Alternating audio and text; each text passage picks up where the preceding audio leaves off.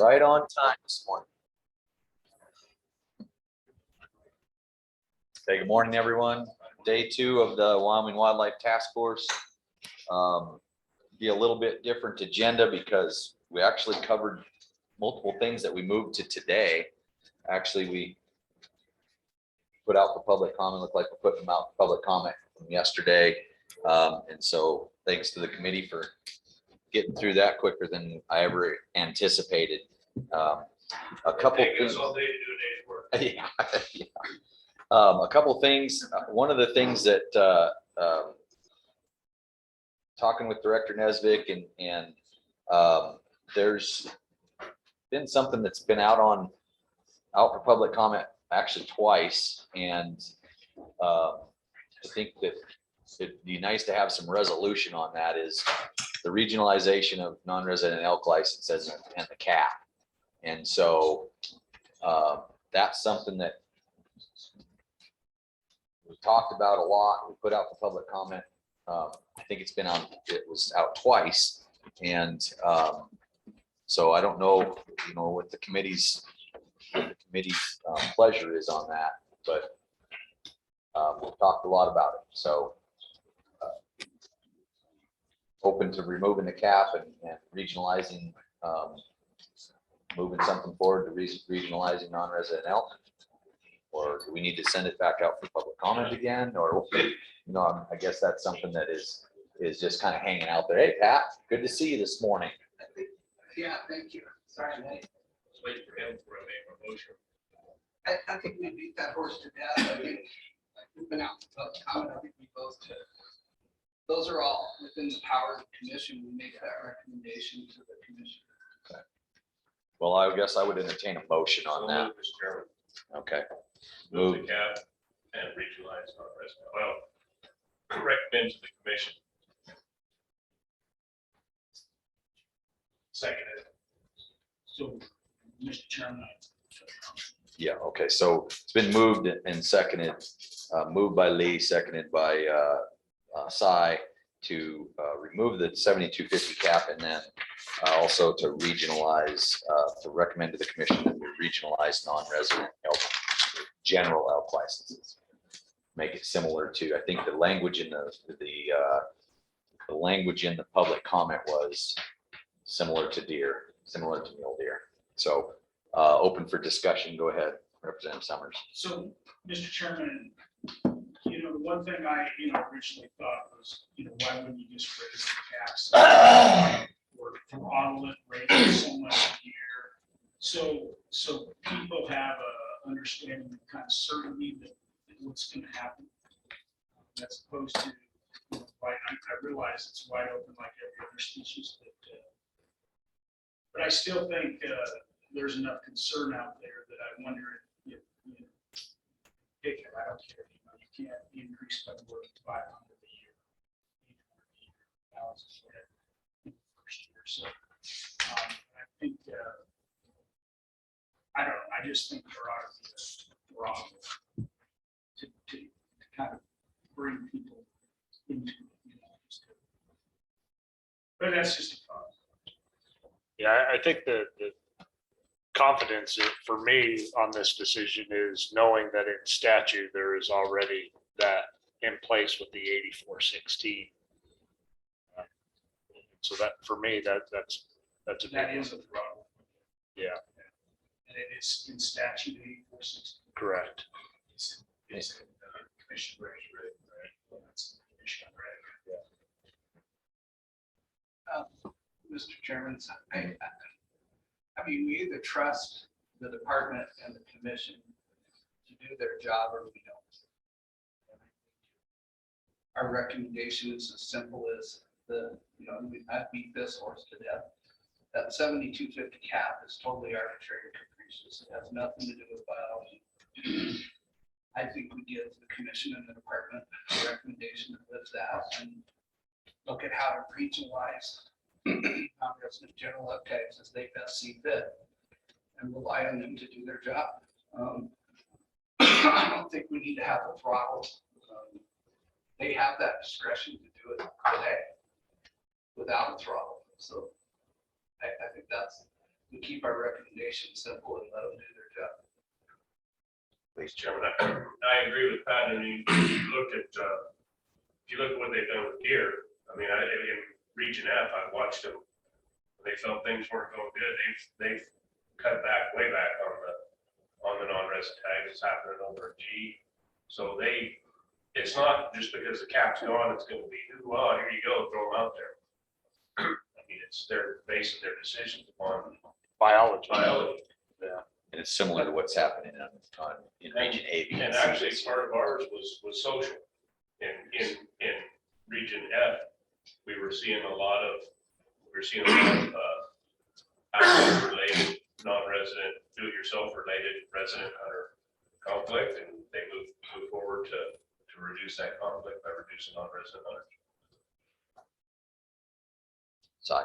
I just want to speak in favor of the motion and just go on the record saying that the commission is suited for this purpose. That's why they're there. And everybody has an opportunity to have comment and what were on the lines for the regions, et cetera, et cetera. And I think a lot of the comments that I've heard that come to us have been, that came out of theory. They weren't based on any sort of science or any sort of facts or anything that came out. It's just, so I think it's, I think people are going to be, honestly, when all the dust clears in a couple of years and we have these regions, I think most of the resident owners would look back at that and say, this is a really good thing. It's because it's, you know, there's some knowledge about what's coming here, what do you want. Now there is no knowledge about it. So, Senator Hicks. Yeah, Mr. Chairman, I'm going to vote against the motion, and let's just dispel the fact that everything that the Game and Fish Department does is driven by biology. That's just a big cart of horse manure, and we all know that because you have to deal with the social science and the political science of game management, which at least 50% of the game, 50% of the decisions have nothing to do with biology. Reason that there was a 7250 cap to begin with is because it wasn't based on biology. So that's not a rationale or a justification for removing the cap. And the reason I'm going to vote against it, I still have not comfortable with the presentations that the department's done to provide me reassurances that we're just not going to dump another 1,000 non-residents into these general license areas.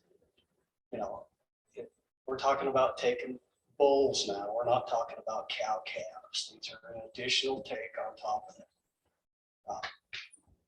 And my biggest concern is if this was directed towards eastern Wyoming and we were going to go general license in 6, 7, you know, where we have these giant elk problems, I probably wouldn't have a problem with it. But I haven't seen that as a proposal come from the department, that they're going to focus a lot of this general license hunting over there where we have these massive elk populations. So where do they go? Going to go to the national forest. They can't hunt in wilderness areas.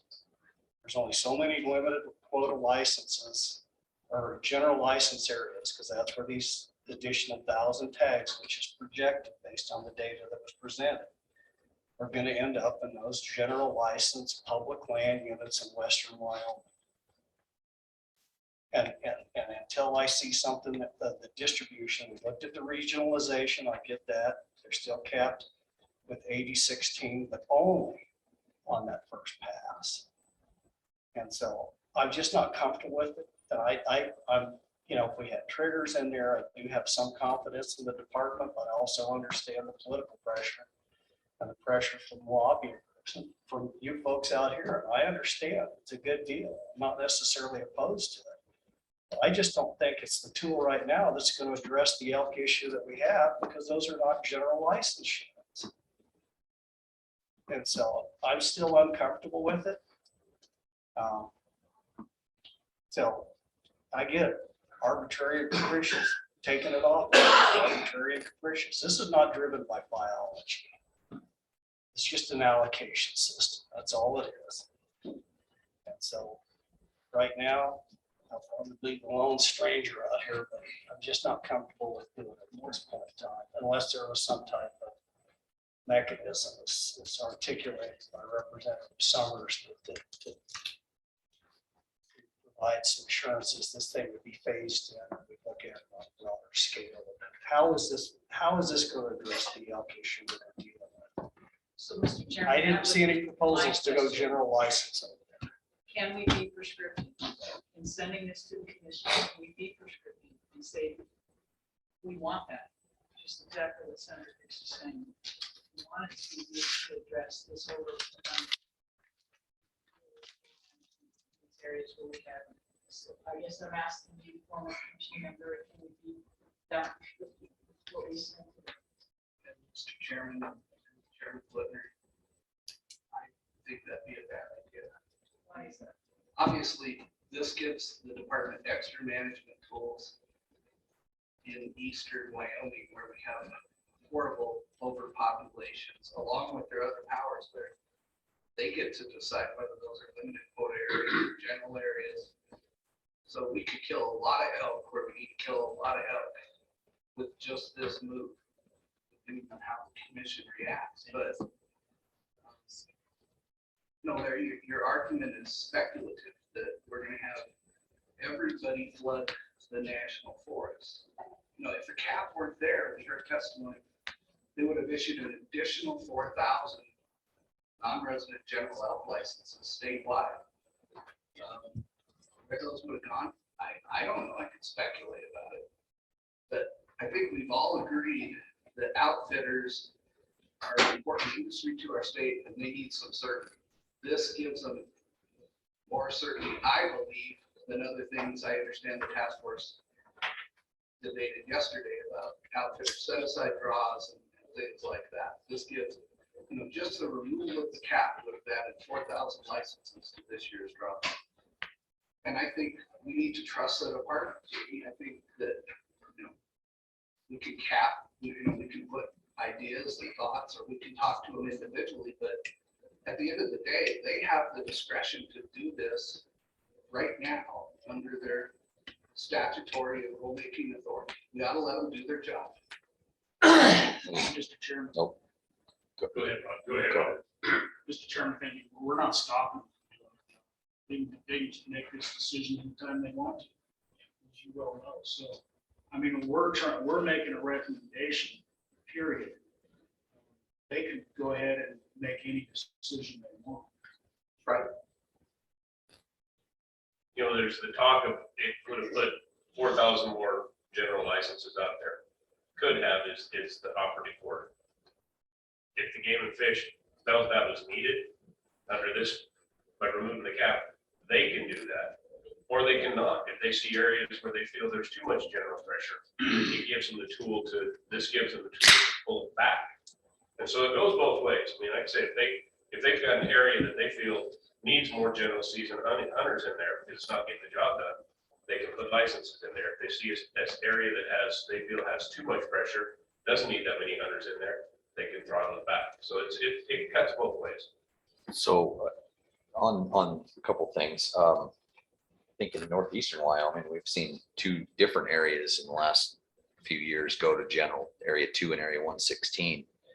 And I think that, and they've opened those seasons up. It's certainly a more liberal season now in area 2. We'll see how that goes. Still can't get to it. Yeah, it's an access issue there, but you know, those other general areas around northeastern Wyoming, 126, 129, 116. I mean, they start in August or September. You can shoot a bull on a general tag for a month or 2 months with a rifle, and then you can shoot a cow on that general license for another 2.5 to 3 months. And so it's given them the flexibility. I don't know whether this is the right, one of the questions I have, so I think they are moving towards some of those things like you asked towards that. I've heard, I think we've all heard the rumors, maybe there's more to it, that area 7 is gonna, you know, looking at a general license. I don't know, I guess we'll see.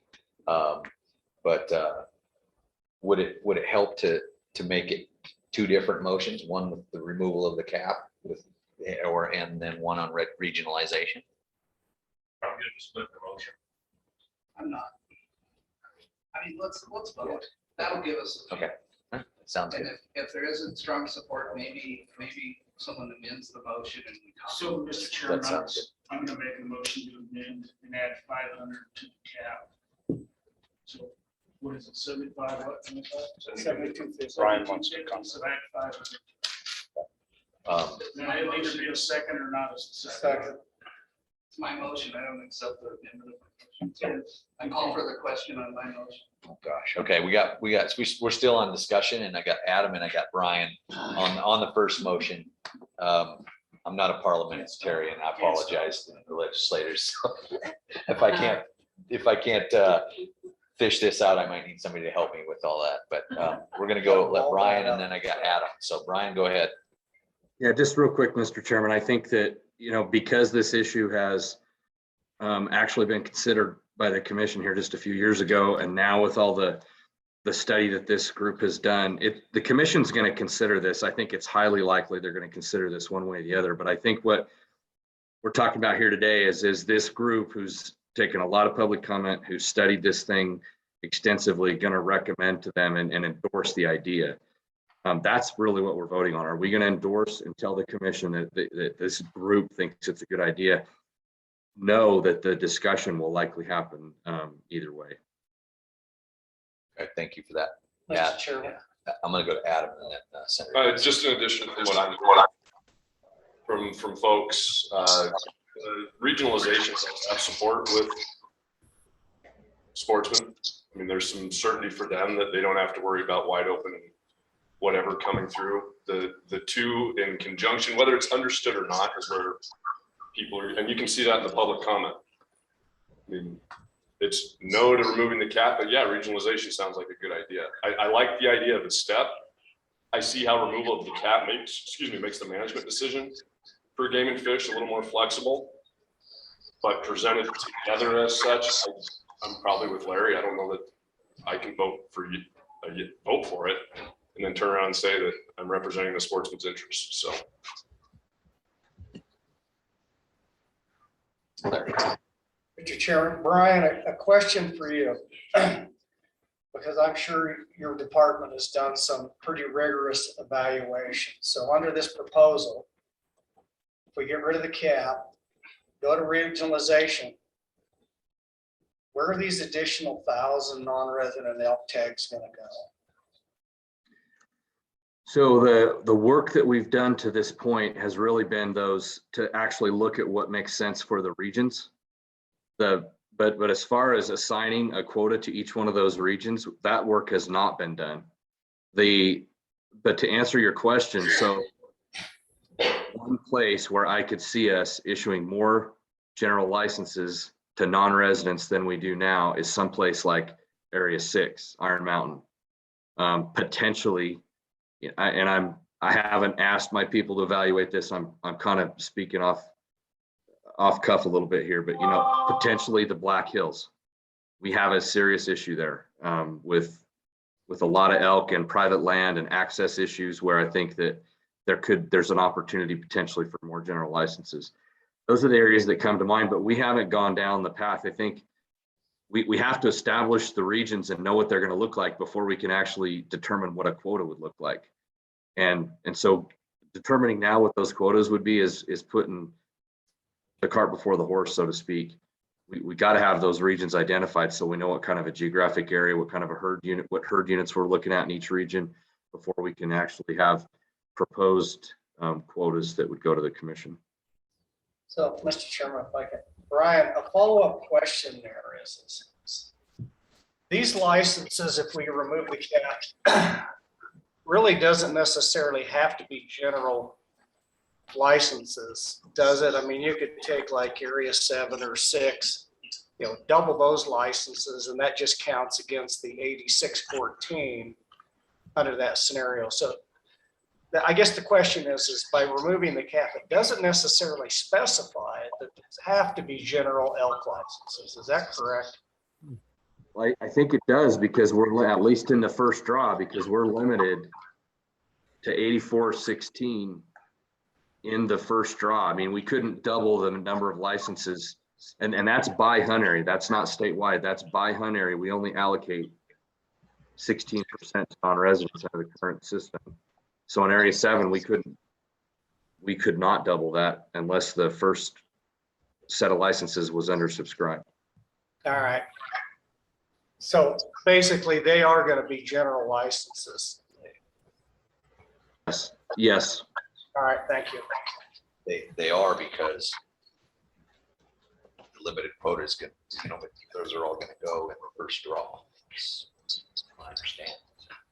Mr. Chairman, I think that's to address Alex motion. Alex, we just have to trust the commission and the department. And you're the one that told me years ago, and you're exactly right, that the commission and the department in large part manage people. Well, that's exactly right, and that's Larry's point. I understand that, but we don't need to put a throttle on there. It's just arbitrary. Make people do it. To trust the department. They would. And yeah, a lot of their season setting involves social science. How many hunters can we have on the mountain at once without everybody being pissed off? What is the general public telling us about those sides in Area 24, Green Mountain? Drives me kind of crazy that a large part of it is social science, but it is, and we can recognize that and just get rid of this cap. It makes no sense. And let the department and the commission do their job and manage it. That's critical because right now, when you have, it doesn't matter if it's a wilderness area or it's a private land area, you have very limited numbers of hunters who can go into either one of those. And if we lift that cap, which just thwarts the number of non-residents who can come hunt in Wyoming, whether they're willing to pay a $10,000 trespass fee or pay an outfitter to take them on private land who has that land leased, we're limiting the department's self-management authority. And that's silly. Why would we do that? So, Mr. Chairman. Yeah, and I know we have Pete on the line too, so I'm gonna, Pete, go ahead. You have the floor, and then we'll go to Albert. I would just like to say, I would trust the commission and the department, the way they process and go through all these different avenues in trying to determine what that would be. There's a tremendous amount of public input that's put into it. So none of this is going to be done in a vacuum if it were to go through. I just think it gives the department more options in elk management than we currently have. Part of this is the fear of the unknown. We don't know what those regional quotas will be. And I understand that from all aspects. But I think this just allows the department have much more flexibility in our elk management program, which we have not had in the past. It's the only species we don't do this. And so we need to do this for this species as well. It just makes sense. It's good for everything else. I don't understand why it's not good for elk. Is there going to be winners and losers? There will be winners and losers. That's an absolute fact, depending on which side of the fence you're on. But I think with the process the department and the commission go through, it'll be fully vetted and brought to the public with a tremendous amount of opportunity for public comment. Mr. Chairman, thank you. And I don't disagree with what Pete said. It's still their decision. It's the commission's decision whether they want to do this or not. We're making a recommendation, and that's it. And I think if it was as simple as what they're saying, they'd have done it all, right? So there is a human backlash against lifting the cap. So my question then is, well, why don't we raise the cap 1 year, and then you can lift it? They could decide to lift it anyway, but at least you get going in the right direction, right? We know we have to increase the cap. So is this a middle ground where you can get the citizens of the state behind a solution? So that's why I made the motion. So, Mr. Chairman, and I think it's probably pertinent just for at least my historical knowledge of this issue of why the cap exists. And so it's the same reason that we have a lower resident or no lower non-resident quota for elk than we do deer and antelope. Because historically, Wyoming residents have valued opportunities to hunt elk more than any of the other three, deer and antelope. And so historically, they'd come back and said, we want that opportunity in Wyoming. And that's why that cap exists, was to make sure that those resident hunters had plenty of opportunity and weren't competing with those non-resident pools. It's arbitrary and capricious, but it's arbitrary and capricious based on resident hunter sentiment that they value elk a hell of a lot more than they do deer and antelope. And that's why that is treated different. And that's been going on for 20-some, 30 years, as long as I've been involved in this. Now, I think there's probably room to move. I just can't figure out, I keep hearing this is gonna solve our problems in 6 and 7 in these areas. They are not general license areas. Raising the cap isn't gonna put a single more hunter over there, Pat. 6 is general license. What's that? Area 6 is general license. Yeah, it's all private land. Large part. So, and I think we ought to increase the number of permits. I just don't know that this is gonna get it. And I think, again, given, I wanna see something happen with this. I just think we need to be very cautious. And so whatever recommendation this committee sends up to the commission, it shouldn't just say, remove the cap and go to regionalization. That's signaling, that's just go do it full scale, move ahead. And I'm with Albert. This thing needs to be rolled out in a fashion that will generate public support for it. My concern is if we just say this recommendation without some cautionary sideboards on there will be a backlash associated with this. Trying to get to the same place, just want to make sure when we get to that destination, Mr. Chairman, we're all in agreement that this is what we wanted. And I'm not so sure just making that recommendation as it's currently presented is going to get us there. I think there's going to be backlash. I'm gonna go to Pat and then I have one quick question and then we'll go to a vote and then I'll explain that. So I'm gonna put a little finer point on Larry's. Okay. What he said. In large part, that's totally accurate. But that cap and that 84-16 split was set, as I recall it, in the late 70s or the early 80s. Late 70s or early 80s. We had a very limited number of elk. I used to go a week stalking dark timber, and if I saw elk, it was a good week. I mean, there were so far fewer elk when that was set. And so let's just call it for what it was. That with those elk populations, that was very protectionist for the resident hunters. We're going to give you more opportunity to elk. We're going to cap those damn non-residents from coming in here and hunting, taking your elk. That's the fine point of that. Now we have probably three times the number of elk in Wyoming that we had in 1980. So such as there's a historical basis for this, which I absolutely agree with you, Senator Hicks, that historical basis for that protectionism should be gone.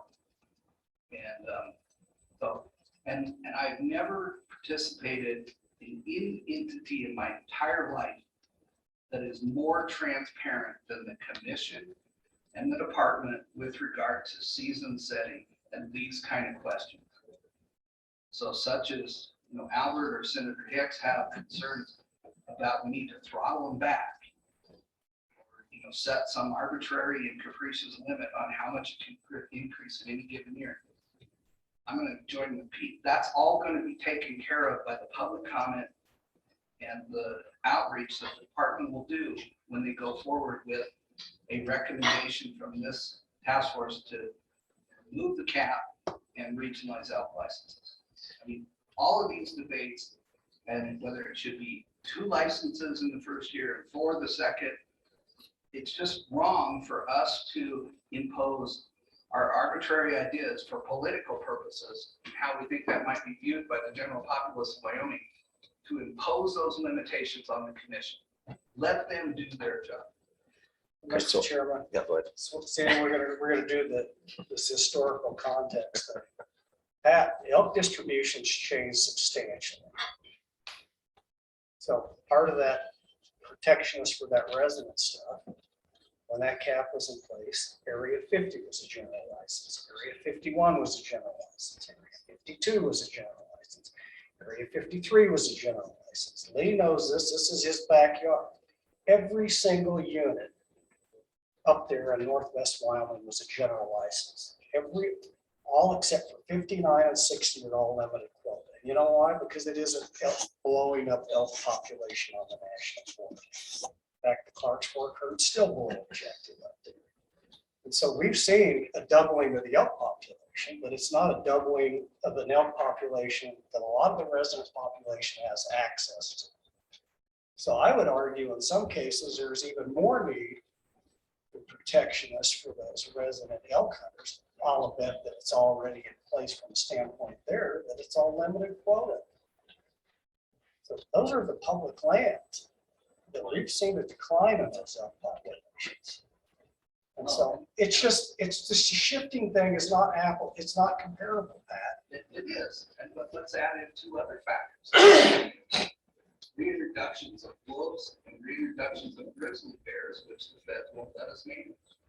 I mean, that's why under the statutory scheme historically, the commission and the department gave great discretion over wildlife management, and those kind of decisions were made. There, you may think that not another hunter should trot in the thoroughfare. Maybe you're right, maybe you're wrong.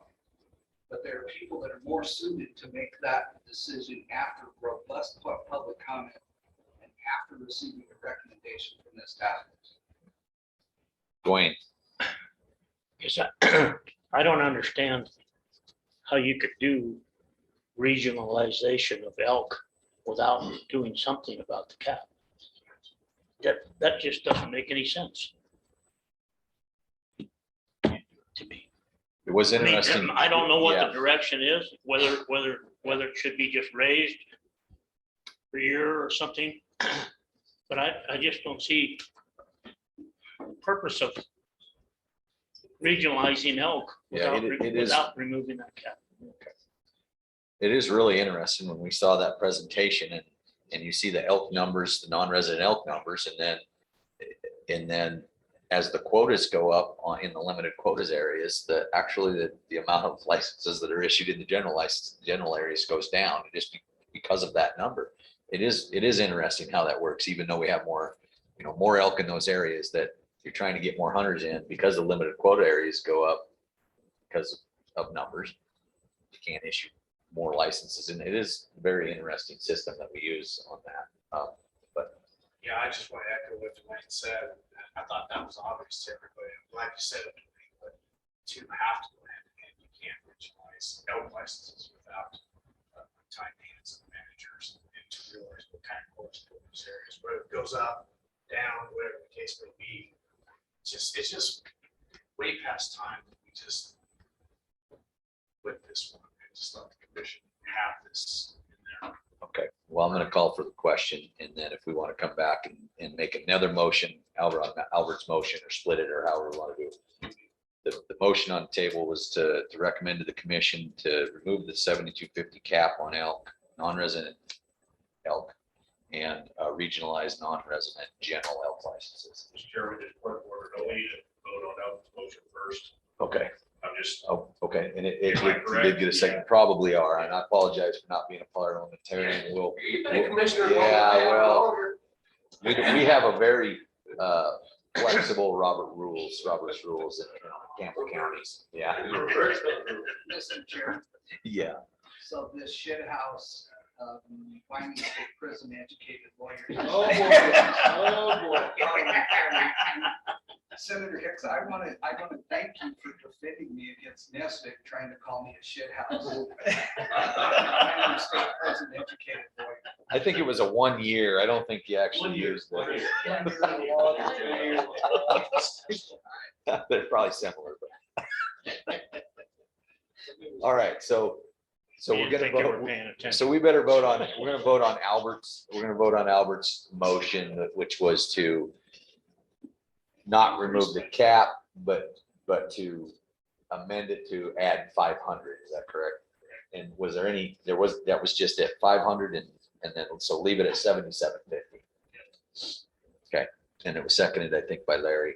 All in favor of amending that, not removing the cap, but moving it to 7750, say aye.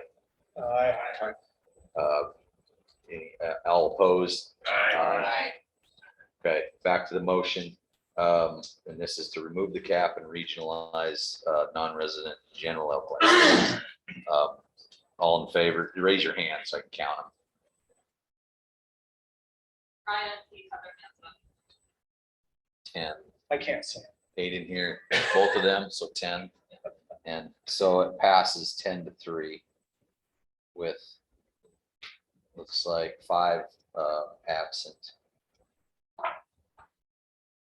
I don't know that there's any reason to have another motion, but certainly, I would certainly entertain it if you wanted to do it. So, okay. We'll move that to, and certainly these are recorded. The commission can go back and listen to this conversation.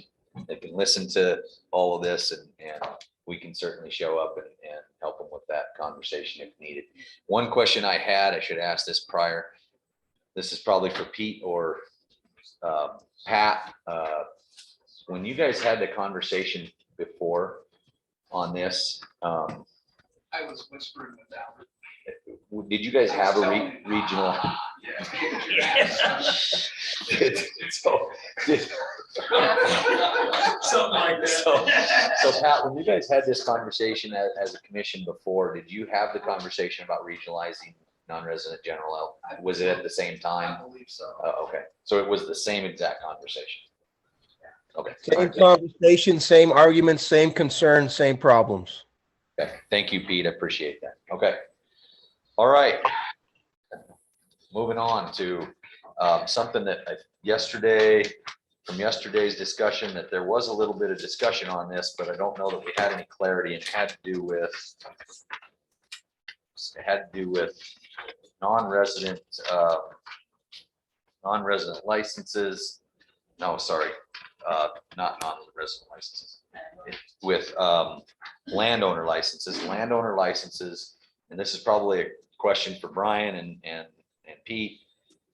It is, if there's an area that's over objective, does it have any impact to just not take those landowner licenses off of the quota? I mean, other than adding some licenses to the pool, I think most of those folks that are landowners, most of them have a place to hunt, probably all of them. Heck, well, they do, they're landowners. So I'm curious about that. Is that an option? If we put a caveat on, if an over objective area, could we just add those landowners instead of dumping them into a draw? Well, the answer to your question is yes, it is definitely an option. The commission has that ability to do that now. Thinking through the mechanics, logistics, how that works in the draw, I'd need to think about that a little bit. One of the things that comes to mind is at the end of the day, you're right. I mean, pragmatically, is there any reason to limit, or to take out of the overall quota landowner licenses?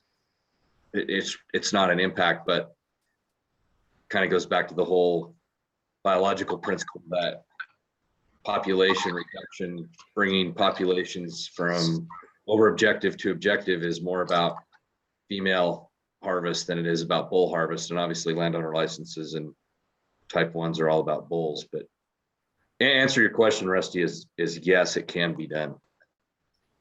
Can it be done now without a recommendation or without some sort of change? Can the department just do that let's just say especially in an over objective? I don't think we're talking about anything that's under objective or just, I think just those over objective areas. Yes, the answer to the question is yes. Okay. So I don't know. Okay. So you have any? I think we should flesh it out a little bit though, with public comment to help the commission Okay. get to whatever decision they need to make on it. I think that would be a good idea. This is the format for that. So, Mr. Chairman, and I think that's a good idea that Cy has, because there's obviously some details here that need to be discussed. If you're going to do that, one of the issues that keeps coming up is if there's animals available on those private property during hunting season, why are some of these landowners off on the public domain hunting? And that, it does happen. And so if we're gonna do that, and then the other thing is it's an accounting procedure. If you just raise the quota, it does the same thing. And so that's effectively what we're doing. Is we're just gonna raise the quota here and then we're gonna put it in a separate pool. But the other nuanced thing that would have to be taken into consideration here is the proposal that we adopted yesterday may be in conflict with that. In other words, that we set that 2010 cap for those resident, non-resident landowners. You may want to say in these areas where you're over herd objective, if we're going to do this, you're going to have to probably eliminate that cap. Yeah, and I think If you that- really want to, yeah. if you want to go down this. So there's going to be some exceptions under that scenario that we need to look at. But, you know, again, I think in these over objective areas, I don't know why we wouldn't do this. But I do think we need to get a little bit of public comment on it, but it's an accounting procedure more than anything else. You just put them in a different, you're raising the quota and then putting them in a different pool. So it's a perception thing, I guess is what you're saying. Is Yeah. They're no longer coming out of the general population pool. It's just the landowner. And I don't have any problems with it, but I think we need to just recognize what it is. It's just an accounting procedure with a different draw. It's a perception issue, I guess. Sure. Any opposition to putting that out for public comment? And Mr. Chairman's side, it is only for those areas that are over objective. Yeah, Or maybe we need to carve out some other caveats where there could be potential game damage issues. I would like to see that included because we may be at objective. I'll use Black Hills white-tailed deer, for example. You may be at objective, but you may have some pretty significant crop damage issues going on. And if we're going to do that, I'd like to see the department have a little flexibility in those cases to use that tool. So, So- of those landowner deer permits. okay. So what it would, I mean, basically would say is for landowner licenses that are in over objective or game damage areas, landowner licenses would not be taken off of the quota and would not be subject to the 2010 percentage, and emphasizing that those would be over objective or game damage areas. Putting that out for some public comment.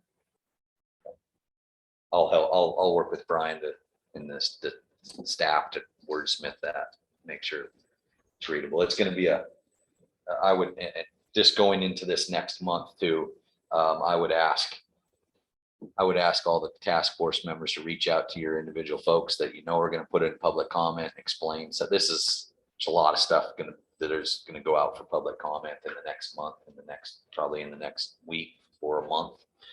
And ask them to read through it closely and put in public comment would be great. So.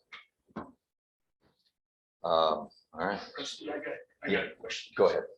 You know, I usually write press releases on these meetings and send them out. And maybe it's in the minutes later, but do we get a synopsis of what's going on? Can we get that in an email to all of us as well? We can, That would be yeah. good. Because that would help, I think, Yeah. all of us reach out to our constituents. Yeah, I think that's a great idea. Well, I mean, I think we normally do get that, but this last 2 weeks it was not great, but too short of a time period. But we will flesh this out, and I think hopefully we can have this put together by late next week. Mr. Chairman, I apologize for my absence yesterday, but so this is a simple question. Did, in that draft I put out on landowner licenses, I highlighted the section where we could address what happens with those areas where the landowners are taking the large amounts. So we are suggesting a 20% cap on resident and 10% on non-resident. And that's going after public comment. It is. That's some of the comment. That's right. So, but I also think that this thing, and I think that this thing that we just talked about addresses that public comment specifically, but others. Yeah, I know that one pretty well. So, okay. So we have, we might be a little early. Yeah, we're a little early. So, Mr. Chairman. Yeah. I just want to say hi to Lisa. I'm sorry. Glad to have you. Hello. no problem. Everybody's got other jobs here, I think, and everybody has lives. This is a demanding committee that we're on. It has been more demanding than any other legislative committee that I've seen, except for maybe some of the budgetary ones that you guys are on, but it's a lot. So we appreciate the people that can be on Zoom when they can be on Zoom and be here when they can be here, and we understand that. So at 9:30, we're going to have Ian is going to talk about statewide habitat presentation. But we have on the agenda today, and we can start it now. We have 45 minutes, so we can start it. But hunter access discussions, and this is a high priority for the task force. It's also a very difficult issue, as Adam's pointed out many times.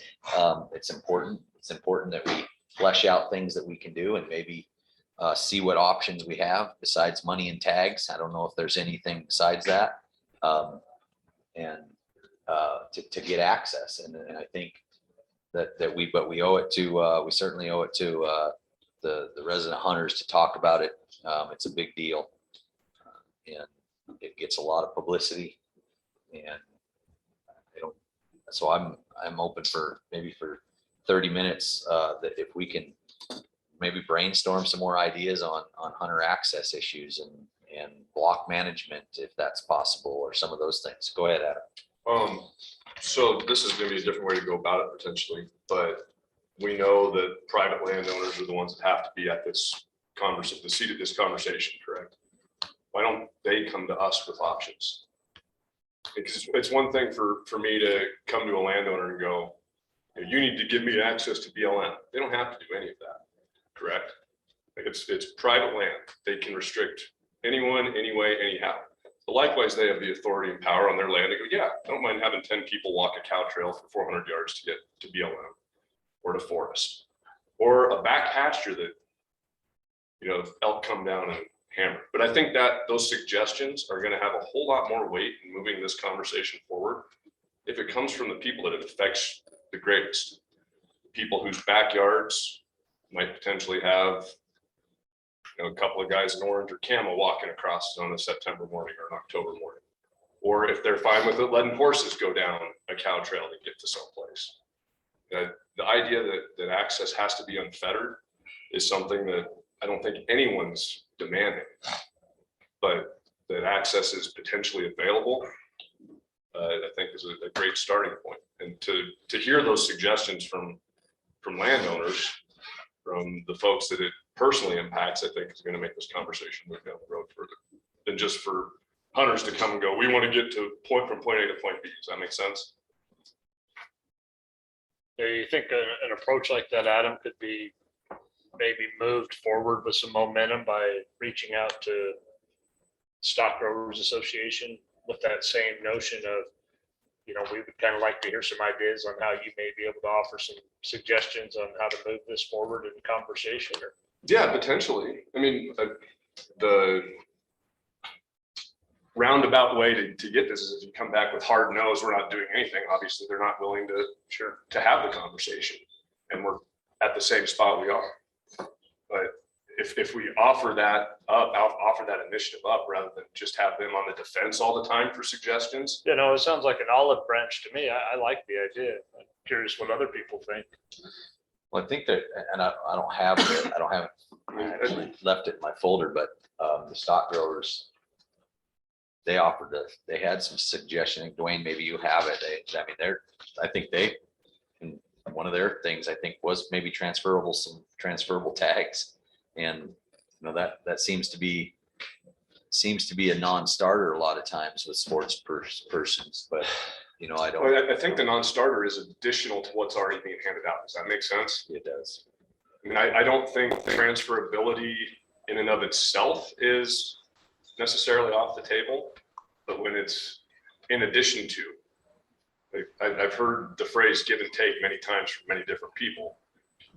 And we're working with a limited resource, with maybe the exception of elk in a handful of areas. But, to try and finagle things, we're dipping our toes into water that really hasn't been touched. So there's no wrong approach at this point in time. Sure.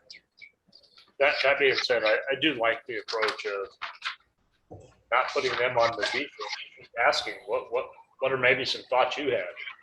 Because ultimately, it needs to come. Yeah. What does successful access look to Representative Flitner, who's got a ridge, to Dwayne, who's got a large ridge that backs up to public ground, to the governor, who has places that back up to landlocked public ground in this state? What does successful, whether it's compensatory, whether it's altruistic, whatever that access looks like, what does it look like? The other question I think I'd pose, Pete, did you have something? Yes. Okay, go ahead. I think we have to realize that our current system is primarily money, and that the game and fish is at a severe disadvantage when it comes to that. Even with these new programs we have, money is always going to be, we may always be a step behind the outfitting industry and other things like that. We have to find different ways and more creative ways to involve landowners. And I think some of it can be done through habitat improvement, through different issues like water development, things like that. Things that kind of they did with some of the sage grouse in my area, where they gave money in options with water lines and other types of situations for landowners to encourage sage grouse in their areas. I think we should try to look at that approach as well. I mean, if a person came to me on my ranch and wanted to do an inventory on cheatgrass and things like that, and wanted to help me out with bettering my range, which not only helps my livestock, but also helps the wildlife, I think it would go a lot further. It would probably be more acceptable to the general public as opposed to giving them licenses. I just think we have to be more creative and try to find things that help landowners and make their place better, but also helps wildlife, which could also help possibly, for in exchange for doing those types of programs, that there's access involved.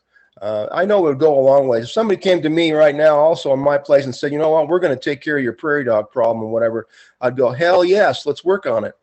So, I mean, I just think we have to be more creative and look at things that benefit landowners, but also benefit wildlife, rather than just a paycheck. I appreciate that. Thanks, Pete. The other thing that I've heard a few different times, I was involved with the Wyoming Public Lands Initiative in Fortification Creek and talking about that area, and I know the landowners pretty well. One of their issues, I think, is that, they have this elk issue out there, but they also have a very good trophy deer area out there that's a general license. And I don't think they would be opposed to offering some access, but I think the fear is that you open up an access, you're opening it up into a general area, and now all of a sudden the access is anybody that has a general license, which is everybody in the state of Wyoming that has a license. So that there's no control on that, and that's why the elk season out there is why it is. They don't open that elk season during deer season, and so I think that's one of the fears, certainly from that area. I can't imagine that's not a fear from other landowners, that just the unknown of an unfettered access is one thing, but if it was a block management type of system where, I know that there's this many deer or this many whatever species, these folks might have to draw a tag, but they're going to have access if they do draw that block tag. I don't know if that's an option, something like that. Yeah, one of the ideas a landowner approached me about was talking about just the increase that he has seen in the littering and the dumping of waste due to the charges that the municipalities have increased in those efforts. And his idea was, there was a day when you would knock on the landowner's door in the spring and say, what can I do for you to earn that opportunity in the fall? And he says, boy, if people were willing to just help clean up my place or help with fencing, he says, I wouldn't have a problem. He said, much to what Carson had mentioned yesterday, he said, but when we did allow access and roads were wet and they were torn up, he said, it created so much more work for us. But, and I know you've touched on that, Si. Yeah, he touched on it all right. But I think that particular landowner that I was visiting with, he's willing, he just want, and it wasn't about necessarily a monetary exchange or a transferable license, but it was, we could use some help. We have a large tract of land and we could use some help if people were genuine and willing to knock on the door, have a cup of coffee and understand where I need some help. And I don't know how you flesh out a program like that that could be manageable, some sort of effort where there are willing landowners that are willing to say, hey, we could participate in something like that, or maybe ask the landowners, how would this work for you? Dwayne, and then Pat. So I have the stock growers proposal here for discussion, but it doesn't pertain to access. It's Okay. basically, they never had any recommendations on access. It was all landowner licenses, basically. So I think From my part though,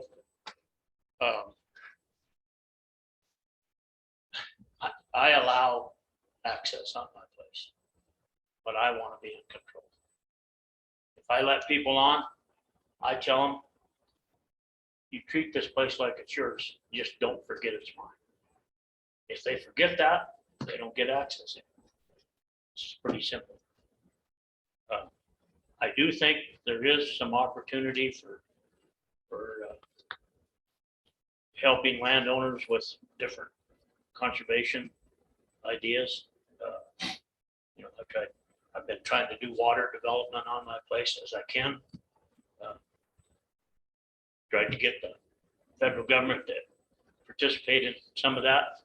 They didn't, so I did. So, but I think a lot of landowners probably feel the same way I do. They'll let people on, but they want to be the ones to say, yeah, you can hunt or you can't. Okay, so I'm gonna go to And if Pat. Oh, sorry, I'm sorry. And if there is times when I don't, if I'm taking one of the outdoor dream kids on my place, then I don't usually allow much access. I want those kids to be able to have an experience that, they're not bumping into a bunch of people. But quite a few people in my community have hunted my place. Well, thank you for that, Dwayne. As a sportsman, appreciate that. I'm gonna go to Pat, then I'm gonna go to Brian, and then Senator Hicks. So go ahead, Pat. So as I look back on your lifetime of hunting in Wyoming, the things that have changed since I was a kid hunting with my dad are increase in numbers, adding further burden to landowners. I think there's been an increase in what I don't know how to characterize other than slot hunters. These are the people that leave your gates open or litter while they're on there, camp when they're not supposed to, or that adds a disincentive to allow access. And the other thing that has changed is the advent of outfitters and leased ranches and ranches outfitting their own place. So I think Adam has a great idea saying, please give us some ideas to the landowners, but I want to burden the outfitters too. They're the 900-pound gorilla sitting in the corner, whether they want to admit it or not. The fact that Cy pays some rancher $50 grand to lease his place, and I would bet if Cy showed us that contract, it'll say that the landowner can't let other people off. So having been part of the change, and that's, I'm not faulting them for doing that. I'm not faulting landowners for trying to cash flow their ranches with additional income from the wildlife. That's all good, and that's the American system. But we ought to bring the outfitters to come forward and say, okay, how, we understand you're an important part of Wyoming, we like you, we want to support you, but, you know, tell us how you can help us access private land. And I think they could do it, whether they're willing, whether they have ideas, but that's another part of, I think, we ought to ask them to do the same thing we're asking private landowners. Brian? Thanks, Rusty. So I had a few things here I wanted to mention, and I think, first of all, this is a very relevant conversation for this group to have. Everything we've looked at when we talk to the public about priorities for the department, you know, access always floats to the top of the list, and it's been that way for as long as I've been around. So good conversation. I think one thing that is important for us to, you know, a place to start from here is that there aren't a whole bunch of ground. There's not a whole bunch of ground in Wyoming that isn't currently being hunted by somebody. So there, you know, people get frustrated because they may not be the ones that have the access, but we don't necessarily have a whole lot of big, large tracts of land where nobody has access to them. Now, I will say that has changed over time, and there's more of those places, but still there's not a lot of them.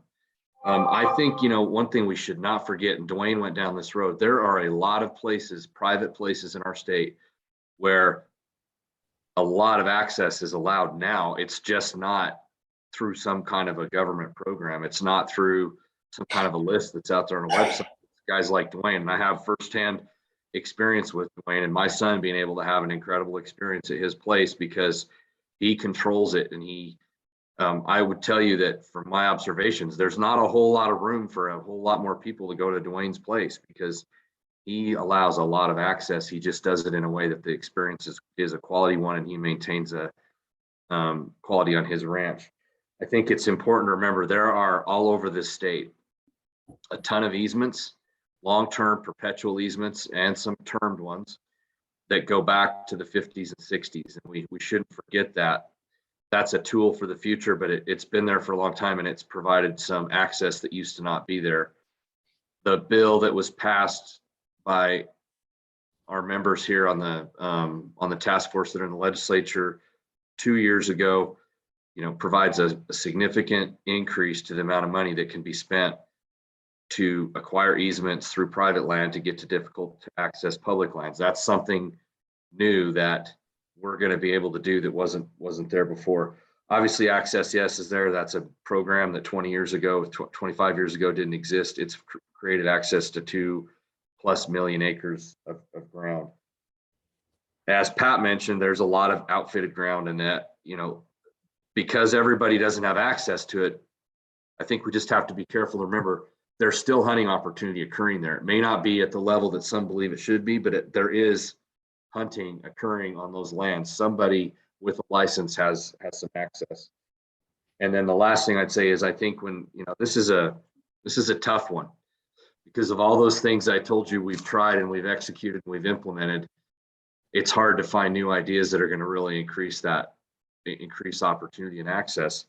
But I think Pete has some great points with other new kinds of incentives that have not been used before that might be really appealing for that handful of landowners that are not currently involved in some other kind of hunting access, or maybe for those landowners who are providing a lot of that access, but, you know, as a way to say, thank you, please continue to provide it. We want to do this, help you with this water development. The one thing I also failed to mention is that one thing we used to do a lot of that we don't anymore is we did large land acquisitions. A lot of times those were for wintering wildlife. And I'm saying the commission did this, but they also provided a significant amount of hunting access. And if you look around the state, there's several 100,000 acres of those places, WHMAs, that the commission owns that provide quite a bit of hunter access. So I'm not trying to in any way say this shouldn't be a priority, but I also don't think we should forget we've got a pretty good thing going right now. Thanks. Thanks, Brian. Senator Hicks. Mr. Chairman, I think before we get too far into this, we need to probably hone down and focus on what we can do, and what kind of access we're talking about. It's a giant subject. So when I look at access, I think, so you've got voluntary access, you've got voluntary compensated access, you've got voluntary incentivized access, you have administrative access, and you can have regulatory access. And so within that framework, there's a whole list of tools, but it's not all about private land. Access is part of the solutions. So a couple of things. One is the private land side of it. That's going to be the voluntary incentivized or voluntary compensated type of access. Maybe that's to the private lands, and maybe that's just to the public lands. And so there's a raft of tools that we may want to look at in that compensation. Anything from tags to cash payments to water developments, or one of the things I think that you brought up, the biggest thing I hear a lot of times is just the policing.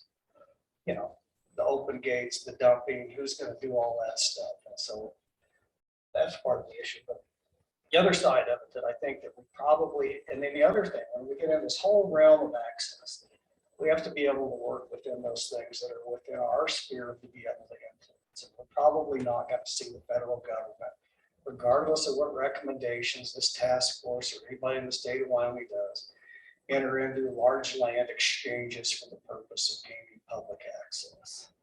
That's probably not going to happen. But I'm cognizant of the fact that Wyoming has more landlocked public lands than any other state in the Western United States. And we have a significant portfolio of state lands out there. And we have a significant portfolio of state lands of scattered, isolated 40s and 80-acre parcels across the landscape that our own state can't administer very well, that really don't fit well within the portfolio. That maybe we should incentivize exchanges and acquisition, because even if the state of Wyoming disposes of it, it's been current policy all the way back to the Geringer administration. The state of Wyoming means a plus or minus 10,000 acre portfolio of school trust lands. So in other words, whenever they get, they'll sell some, and when they get to more than 10,000, they go acquire some private property in exchange for that. That's been the policy of the state for going on 30 years now. But I think there's some real opportunities to work with private landowners in either a sale or an exchange mechanism for these isolated parcels. And as part of that consideration, it can't all be driven on public access. A significant component of that could be taken into consideration. I had the Office of State Lands do some preliminary analysis, and we're literally talking hundreds of thousands of acres. It's a 40 here and an 80 here. And so how do we work with landowners to either acquire that or exchange that, to start blocking that stuff up? If they want to acquire it, there's mechanisms the state could do to even finance that, you know, to purchase that and take that 40 acres. That goes onto the list of the 10,000. When we go over that 10,000, and the state goes out there and acquires property, and access is usually always consented to that. But that's something that this group can have an influence on, and that we could actually do from an administrative standpoint. You know, it's a different type of access animal that we're talking. We have the capability to effectuate that within the state of Wyoming. It just has to be a policy directive and something rolled out to the legislature and flesh out the detail of how to do that. So that's one thing that's a little bit different, but it accomplishes the same thing. So, and I don't know how much you can follow the shenanigans in Washington, but there was actually a bipartisan bill that came through the Energy and Natural Resource Committee in the mansion of Senator Brass, who kind of spearheaded that effort. But it was signed by the president, and it's called the Modernization Access to our Public Lands Map Act. Yeah, basically what that is just getting information out to the public is for public access is this. Now, this is at the federal level, but there's certainly something, I mean, we have Game and Fish has access and easements, we have Land Development has access, State Parks has access, counties has access and easements around the state of Wyoming. But unless you have all of that information and know where to get it, you don't know that. So maybe part of this access issue is to make that more uniform and available to the general public where those, you know, you go to Game and Fish's website, find out where their easements are, but if you want to go find out where state parks are, you got to go to a different website. If you want to go to the counties. So maybe one of the things that we would want to do is look at developing a repository in that database and make it publicly available, that whenever you buy your GPS chip or whatever, log on, it shows all those public access and easement points, Office of State Lands and Investments. And where do those exist? That there's already current public access. They're usually local secrets. But if we're gonna do this, we probably need to say, look, it's available to all the public, not just your local secret state access. But those are things I think, so my point is we need to focus on what we want to focus on and what we think we can accomplish. But there's all of these realms out there. I honestly think that this, looking at these land exchanges, typically they're very controversial with the state of Wyoming, but get to a point where you start very modest with these isolated, because you have to work within the context of our current sales criteria and our constitution, which in some cases can prevent or present some significant obstacles to landowners, just the way those have to be competitively bid. But it's certainly something that we ought to look at. It makes no sense to have all these isolated, scattered little parcels across the landscape that we can consolidate. And even from the management standpoint, I would tell you every land exchange that the Office of State Land, I wish Jen was here, has done at least in the last 10 years. Every one of those considers public access when they acquire those properties. It's not mandatory, but it certainly weighs heavily in those decisions by that standpoint. So I just think we need a little narrow focus, or we're going to wander around out here following this little animal and not come up with much on the subject of access. Larry, I got a question for you. Does WCDA, do they keep an inventory of all conservation districts across the state and what they have, or is it all individualized? Yeah, and I'm not aware of any conservation districts that have public land easements, but certainly the counties. And you know, you go from one county, it's pretty well digitized on their website, across county lines, and there ain't nothing. And, I mean, Lee's over there. I mean, some counties, they don't even have all their county roads digitized. Just, you know, Your layers are, the whole state needs to start working on this, because your layers can be completely off, even in good counties. Our counties, we're trying to retool all of our layers so they match. What's a good county? Campbell. Counties that have good systems. but I remember the issue in Park County with the Trail Creek Ranch up there, and having to go back and search through the records and finding that public easement up there, which was just absolutely huge for that hunting population up there. But even today, if you don't go onto Park County's website and stuff, you can't find that. You just drove over from Sheridan County to go ahead that elk license or deer license. You may or may not know that there's any. Hiring out there, they know. So Larry, you don't know that federal act that they passed, that modernization, the Public Land Act, that Specific to the feds. But I'm Okay. saying we need to look at something like Yeah. that for statewide. there is no, from my understanding, I think I've asked a couple different people, I don't think here, but there is no database or clearinghouse for that kind of stuff, I don't think statewide, and it shouldn't matter whether it's state, public, county, federal, it should be, you know, that it. You know, we've got the Wyoming GIS system, I think that's housed at the University of Wyoming, but there's certainly some, I think we have the technological capability. It's just to provide the direction and financing to start. And then where do you put that repository? How do you make that publicly available? Right. But those are things that are out there.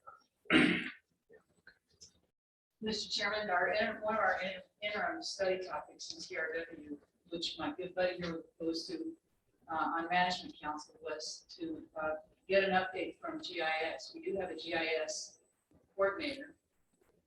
Presently, we're not able to speak with her, but it was primarily because of that, because we have so many people that are pushing into our public spaces, and we saw that through COVID. And there's an increased demand for people to get out, but we need to have clear data as to where those public spaces are. And so that is one of our interim study topics, is to get an update on that so that we know that it accurately reflects surface ownership and who owns what and where. And the big problem is funding. Like, we don't have a specified office for GIS. Presently, she's housed under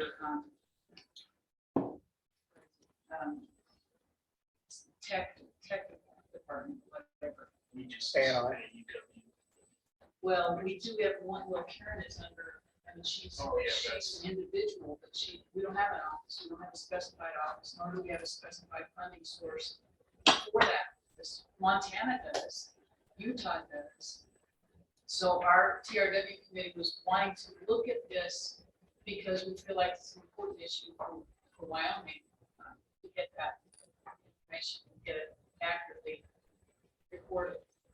So we'll continue to look at this. We've only had one meeting, but right now we're having a hard time just being able to speak with her. She's been put on administrative leave. But Mr. Chairman, I mean, that's where this task force will come in, would be to make a recommendation back to the legislature and be able to fund the development of the public access GIS later. I don't know that we need to do this within our own LSO. Sure, you know, we got WIGIS at the University of Wyoming. And even the department has a pretty rigorous, you know, GIS stuff. It's just a matter of financing at this point in time. Mr. Chairman, thank you. So, you know, I guess, you know, on our ranch, you know, we always let moose hunter too, right? That's kind of our neighbors and coordinate, and, you know, we'll let one moose hunter and we'll let, and we don't, you know, typically, we never have charged. And I have sold a fishing easement to the game and fish. And it was part of the larger project, it was our conservation easement. But the one thing I'm gonna say is it is about money, okay? The water tank deal, you gotta have money, but the water, it doesn't matter whether, you know, it is dollar bills. And let's just be honest about that. And how much money does Pittman Roberts bring into the game and fishing year? And how much did they put into Access Yes to get access? So that's a question I have for Brian. And then how can we get more money in there? And then I think it is, people think too rigidly, I think, about access that I think as ranchers, right? Well, I don't want to allow all this access. Well, you can allow two people, right? I mean, that's what we do. We allow a moose hunter. And then if they get something, we'll allow maybe one other moose hunter. And then that's it. It's over. And, you know, Game and Fish throws our name out there as one of the ranches. And, you know, I get calls every year on moose hunters. And so I think we as landowners have to understand that we can limit this. And I do think it's incumbent on outfitters. Yeah, it's really easy just to lease your land to an outfitter if you take care of it. But if we really do want to crack the nut on this access, maybe it's 300 or 400 hunters, right? In any one deal. It's going to have to be, the outfitters are going to have to give. And there's going to have to be some money put into the hands of landowners, because that's ultimately, you've got to buy stuff to be in this business. That is an asset we have on our place. Is our access is an asset, and so how do we increase access? Yes, one, I think it's, here's an idea, is there a way we could add in the Wyoming Wildlife Natural Resource Trust Fund? We'll chunk a grant once in a while of that into access. I don't know, maybe that's possible. It has to be matched by other dollars. And then I go back to the Pittman Roberts. So, question to you, Brian, is what percentage of Pittman Robert dollars that you get annually, what percentage of that goes into access? Yes. So I can't give you an exact percentage, but our annual budget is about $2 million on the Access Yes program. And really the limitations there's two limitations on it right now. One is, this has been in place now for 20 years, and most folks that are interested in doing it through our program have either done it or are doing it now. They don't make it's not competitive at all with what they can get from an outfitter. It's a little bit of money. Many of them don't even take the money. The second limitation is capacity to do it on the ground, because every time you sign up another property, it takes human capital to, number one, what all landowners want, and they're very critical of us right now for not doing this well. They want more red shirts on their property if they're signed up in Access Yes. And so to sign up more property, it requires more human capital, and we don't have that potential to do that right now. We have a position cap, and we can't exceed it. It's been in place for 20 years. As far as ways, this bill that you guys passed, where we're looking at buying long-term easements that don't require a bunch of human capital, a bunch of people to be out on that road every day, that's providing access to difficult access public lands, that's a place where there isn't an ability to expand. We can do more because that's just money, it's not people. So I don't know if I answered your question well. The other thing too about Pittman Roberts and Albert is that, we set a budget and we spend it, and then we go and tell the federal government, this is what we spent on these programs, and they pay us back. It's a match. It's not a allocation up front. Here's all your money for Pittman Robertson this year. We don't get it for a couple of years, and it's based on what happened 2 years ago. Almost everything we do, with the exception of law enforcement, almost everything gets matched against Pittman Robertson. So essentially, a significant portion of what we do is Pittman Robertson dollars, at least a portion of it is. So, just even on your permanent easements, because we went through that, because we did an easement for bank fishing on the river. And if I was just selling, if it had been just a deal on a river easement, I'd have never done it. Nobody would have ever. The amount of money you could get out of it was a pittance. And it was based upon, a few sales of easements for river fishing in some other place. And, I think that whole system's got to be looked at. And I disagree on the access. Yes, I don't think it's pushed, and I don't think it's pushed for just a few hunters, right? You don't need a red shirt if you're just letting 3 people on. You need a red shirt if you're letting 30 people on. And so I think there needs to be more work and more money put into that system, and more cooperation between outfitters and landowners and the Game and Fish to develop a system that will at least put a few more resident hunters out.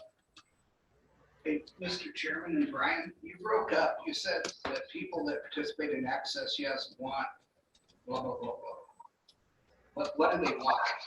That's police. Yeah, so the landowners, can you hear me any better now, Pat?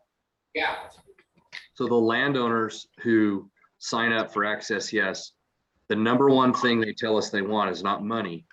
They want red shirts out there on the ground patrolling their property, making sure that if they're going to release their control, that people are following the rules.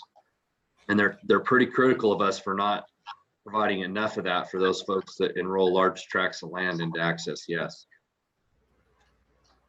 So Brian, I'm gonna push back on you a little bit with your position counter argument. I mean, the department and the commission has great authority to hire AWAC employees at will employment contracts to deal with those issues. It's just a matter of priority for the department.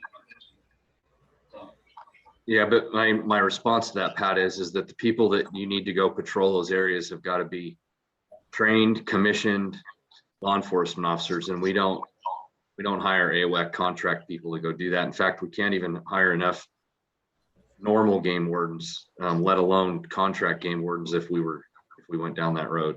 Now, we used to do that, but over time we've moved away from that for a whole lot of reasons. Sorry. So much to say, so little time. Okay, I think the $1 million question is why would a resident drive down the road and look at that ranch and say, God, I wish I could own that ranch? There's no wildlife. Because it's covered up with wildlife. And why is it covered up with wildlife? It's because it's being managed. Drives down the road and looks over there and says, there's a, and this is, yeah, an access yes ranch. There's 2 antelope left alive. And they're doing 50. So there you go. Figure out how to fix that. And if we had a great example of ranch that sold. I opted it on for 30+ years down here, Martin Ranch, South Casper. 8 to 12 antelope a year killed off of it, Area 32. Now that BLM owns it, I guarantee you there'll be no less than 150 buck antelope killed off this year. Guaranteed. And then next year they'll drive by there and go, I want to go hunt over here because that's private property and there's a bunch of animal on it. Because they shot the other place. Hey, so you gotta fix that. I mean, it's like somebody's gotta, if that's what you're looking for is quality, or if you just want access. So you gotta find what access means. You want a fortification creek. I think that was about the best example I ever heard. It's like it's got huge deer in it, lots of them. Why? Because they kill very few. So do you want unfettered access where everybody just go in there and stomp around, have a great old time, leave 4-wheeler tracks everywhere, which the Martin Ranch is going to look like a UTV. It'll look like a UTV track within 3 years. UTV tracks all over that place. And I don't know, I'm just gonna say that that's why they call us. They call us and they say, it's like, I want to make one phone call when something goes wrong. They make one phone call. I have a chunk taken out of my butt without a phone call, then I go fix it. But until you figure out how to be that, I don't know. You know, Lane's got a great system, and it's a myth. It's an absolute myth to think that we don't let resident hunters hunt on our ranches, because we do. But we are like landowners. We let the people that we know who are going to take care of it. They call us if they see a problem. The big ranch, at least in Elk Area 48, has it. That's why the draws are the way they are. We have a whole culture of residents who come out there every year. And there's in the neighborhood of between an average year 75 to 150 residents that come out and hunt their office. We control. And they're given a time when they can go. They're told when they can go. They're told where they can go. And they check in and they check out. The landowner has big signs on his driveways that say, don't talk to us. Go down the road and talk to the outfitters at the trailer. They'll give you permission to hunt it and control it. And we do. We pay staff to watch it. And Brian's exactly right. Every landowner ever here says the same thing. It's like, God, I wish there was more. I gave this to you guys so that game fish would watch it. But they can't. They can't have a game warden there that's, they're full time. We have staff there that's there 24/7 on that ranch. We're never gone.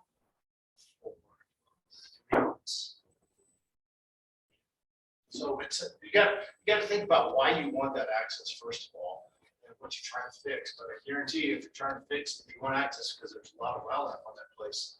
As soon as you open it up and it's uncovered, that disappears within a couple of years. So you have to be able to limit yourself and say, well, yeah, we want access to that, but we're going to compete at the drawing for those 10 spots so that there is some good hunting there. And then that will work, that system will work, but it's unfair, like what's gonna happen on the Marmot Ranch now, it's all BLM ground. So it'll be good hunting for the first couple hours of this year. for Adam. So Adam, and then we're gonna actually move on in the agenda because we have a speaker that's here, so. I appreciate what Cy said on that, because I don't think unfettered access is what people are clamoring for. I mean, I'm sure there's a handful that are, but for the sportsmen that I'm speaking with, it's not unfettered. They're looking at the chunk of ground and going, man, that'd be nice. Adam, you can call me, Mhm. and if you have a license for one of the places that I have to lease on, Mhm. and I will let you on it. And I know that I'll let you exists. friend who I don't know. Absolutely. And I know that exists in small components, but what I guess what I was going back to, and I want to scale this back to something that Senator Hicks had mentioned regarding the easement database. Is it beyond our scope to look at the legislation that Representative Western got passed with the raise in conservation stamp prices to make a recommendation to the Game and Fish that take 100,000 out of that 1.2 million dedicated towards access and hire someone to organize this database for the next 2 or 3 years? I mean, is that beyond our scope to make that specific of a recommendation towards something, or? Yeah, and I don't know that we. I know that's our appropriation of funds. Yeah, I don't which- think we would have to get specific enough to tell legislature where to take it, but I mean, we could certainly give that recommendation that here are some places to look.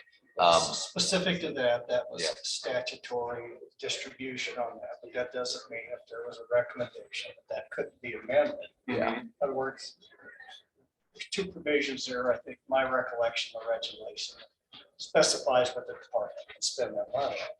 We can amend any of those, or you just go to the department and say, where else in your discretionary budget could you find that? But I think that's either way, if you wanted to tackle that, we could make that recommendation. I see a lot of potential for that. I mean, the legends that exist around the state of public easements that are either local knowledge or have been shoved under rugs or in boxes in back rooms. I know they exist. You gotta know the right people to ask in your backyard to find them at this point in time, but I think it would be potentially worthwhile to go down that road. So, Mr. Chairman, real quick, and I know you want to expedite this, but a question for Adam. If you had to prioritize between trying to gain access to private lands, is that a higher priority versus trying to gain access across private lands to the public domain? Me personally, and my Well, circle just of, from your perspective as a resident sportsman, Mhm. which one of those 2 would be priority 1, priority 2?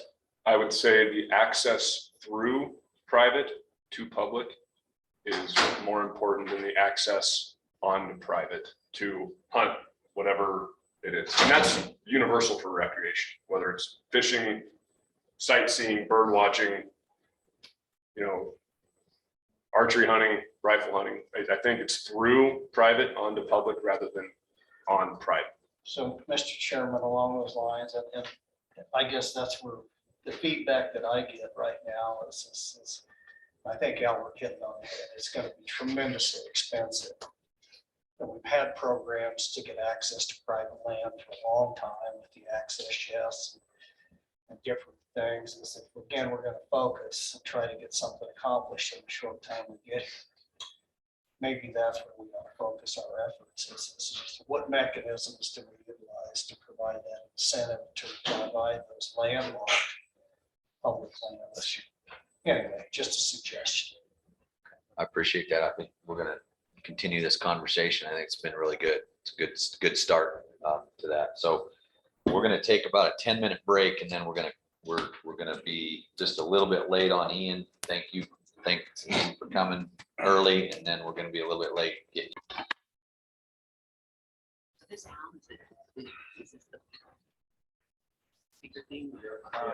Just about ready to start the presentation.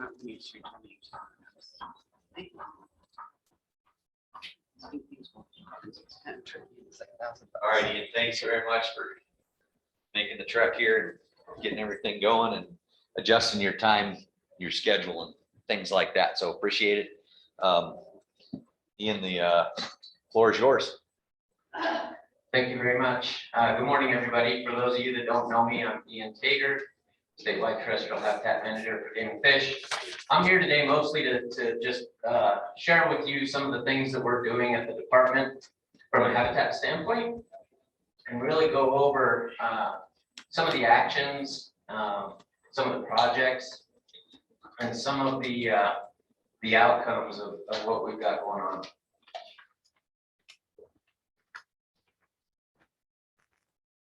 So yeah, apparently the clicker's not working. So there's going to be an awkward interchange of me kind of nodding or asking for some help to move this forward. So the department has a statewide habitat plan. We've had a habitat plan in place for many, many years. Every 5 years we look at it and we revise it, we update it, we make sure we're incorporating all the latest knowledge and incorporating what we did over the previous 5 years. And so this is the Bible that the department administers our habitat program by. And it really is dedicated to the conservation of sustainable, functional ecosystems. That's the goal. And yeah, this is how we do what we do. Next slide, please. So the question, it begs the question, why are we managing habitat? Really, it forms the basis for survival, recruitment, and sustaining of wildlife populations.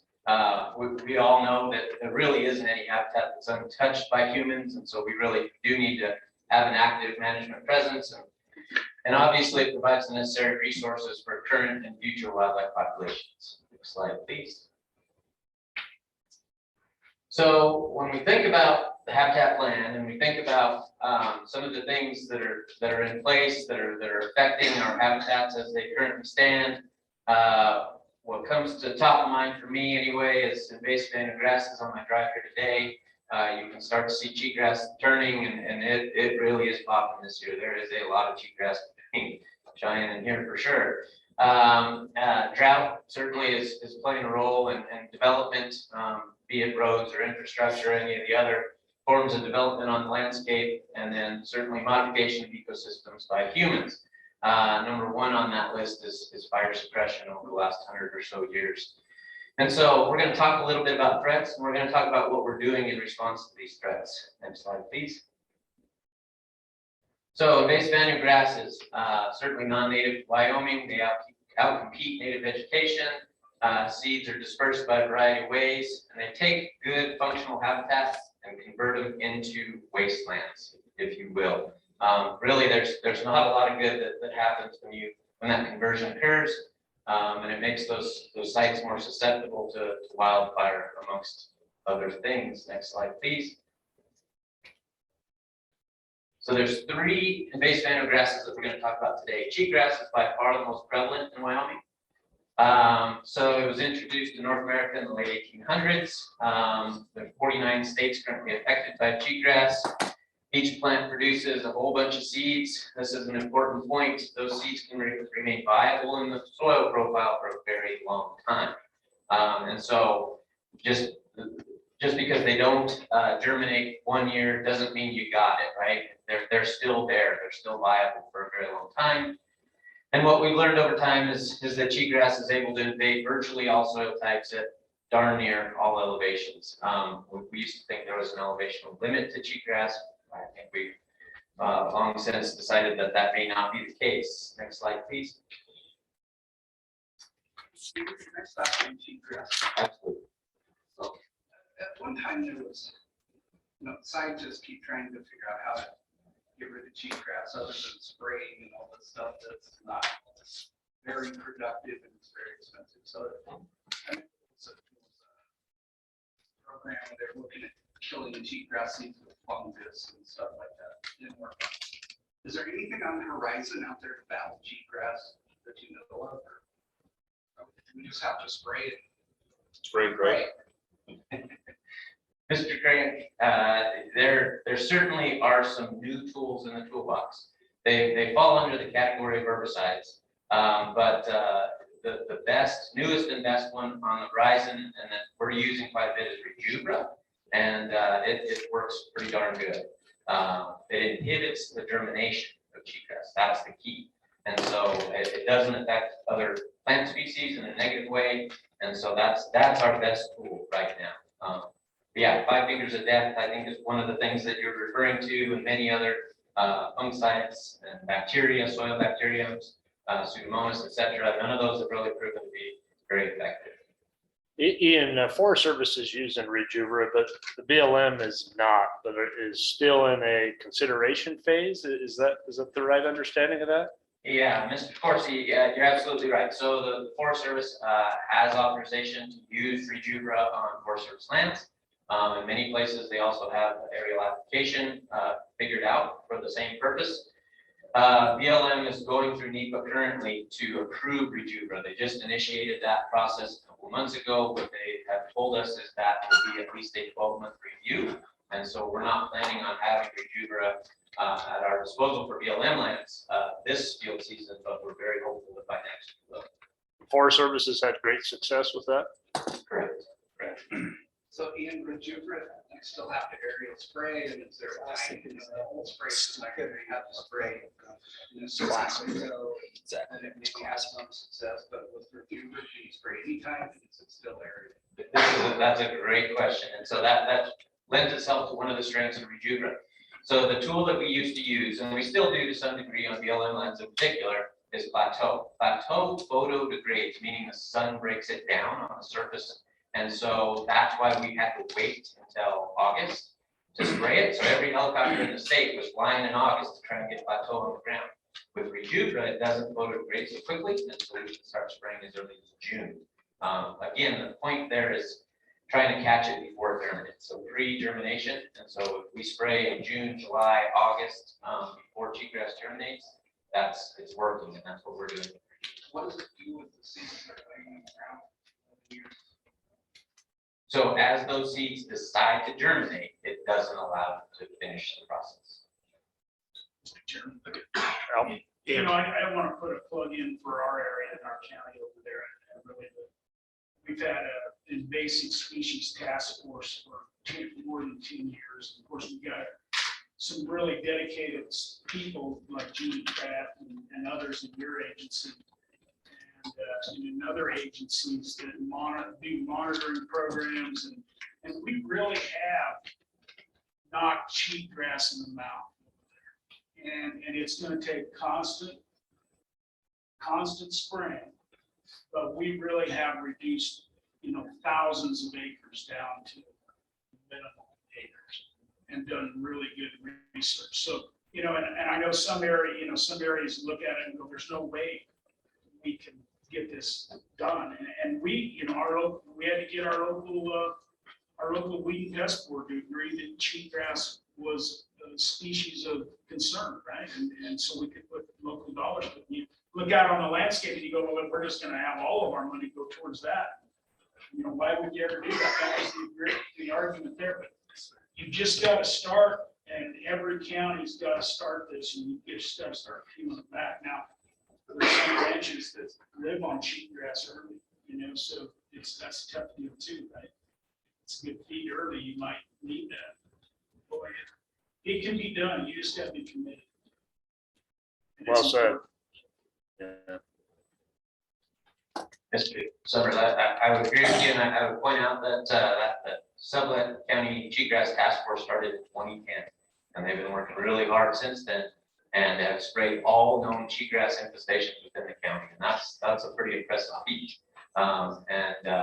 They still have funding in the bank that they're waiting to allocate to put on, you know, these infestations as they pop back up, but they've gotten ahead of it, and that's to their credit. And I'm on that task force, but I couldn't remember how long I've been on it. Just recently, we talked with weed and pest in our county, and they're recommending that we cut it at this point in time, not low, cut the tops off and then spray it like in August. Is that something that you kind of agree with? So what you're saying is cut the seed heads off at this point, prior to them fully finishing becoming a seed head. You know, the reality is anything you can do to make cheatgrass miserable is a good thing. The reality still though is without a chemical application, you're still losing the battle. Yeah. And so anything you're doing to make it miserable is a good thing, but in the end, you really do need rejuvenate. Okay, so you don't see anything wrong with doing that? As long as you're not also cutting down native vegetation that's trying to produce seed heads at the same time, it's a very difficult thing to do just to cheatgrass. Mr. Chairman, Representative. and I know probably all of you know this, but when we first started, so the whole idea was we're going to protect what's critical. So in our case, it was what was critical for sage-grouse. So we drew a line around what was critical sage-grouse habitat. And so that's where we started. And then once we got that, then we expanded into the seed base, which was the southern faces of the winds, which was where all the seed, that's where it just taken over. But first, I think you got to concentrate on what is your critical habitats, whatever that is. And once you get a handle on that, then start on your major seed sources. But protect what you have that's good, and then work out from that circle. And I think it's a really good model. Just a quick question. Mr. Taylor, what was cheatgrass native to, and when was it brought as a decorative plant like so many of our invasives? Yeah, Splitner, it's a really interesting story, actually. So there's a couple different theories. One theory is, so it's native to Eurasia, so Europe, Asia, the interface there. Some people think that early settlers brought it as packing material. So if you were bringing over something that was valuable, that could break, they would bring it over in that way. It also, many people think it came over, and it's probably possible that all of these theories are true, that it came over as waste in wheat. So people bringing wheat over to the world, and it just was a contaminant in that seed. And so either of those theories or both of those theories are probably has.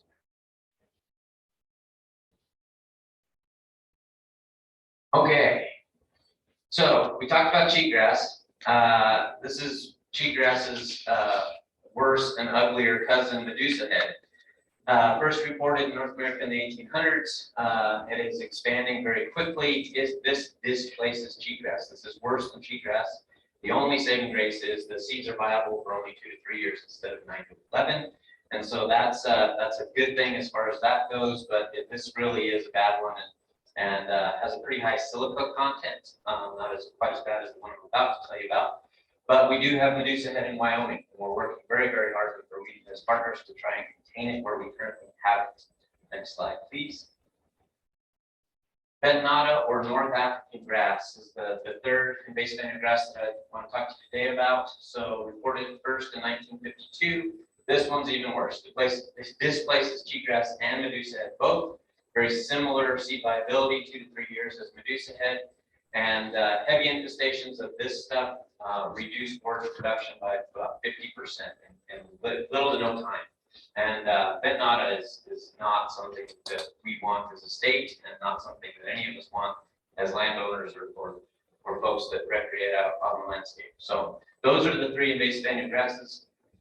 Senator Hicks. Yeah, Ian, just a question, because we've got a 4th one that you need to add to that list in our country down there in part of Carbon County.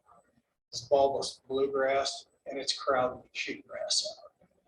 Same thing. It's literally, you can see it where you started. It's all moving out the highway right of ways. And where it moves out, it actually, I was just looking at it the day before yesterday, where it's displacing the cheatgrass on the highway right away. You've seen bulbous bluegrass start across the state, get back to the 5-year renewal. What's your experience with that? Because we're seeing it move into the native rangelands out of the right of ways too. If it's aggressive enough to displace, it's going to get rid of all of our native bluegrasses, outcompete those early spring, the stivers, that stuff. Are you seeing that around the state? Unfortunately, I am. Yeah. A couple years ago, we were in northern Campbell County about this time of year, and I was just appalled by how much bulbous was already out in intact rangelands. Last weekend, up in Fremont County, in Sings Canyon, stuff is everywhere. And, yeah, it's a real problem. And that's one we don't have as good a tools for. And it's going to become a real challenge as we move forward. And I don't have good news for you on all this for sure. Has it been your experience, are you seeing in other places where it's more aggressive than actually takes the cheatgrass? I mean, it outcompetes the cheatgrass. At least that's what I'm seeing. That's what it appears to me as well. Yeah, absolutely. All right, so on the theme of depressing news, we'll keep moving off of this one. Next slide. All right, so this slide, we've got a little video for you. Chance for me to take a drink of water.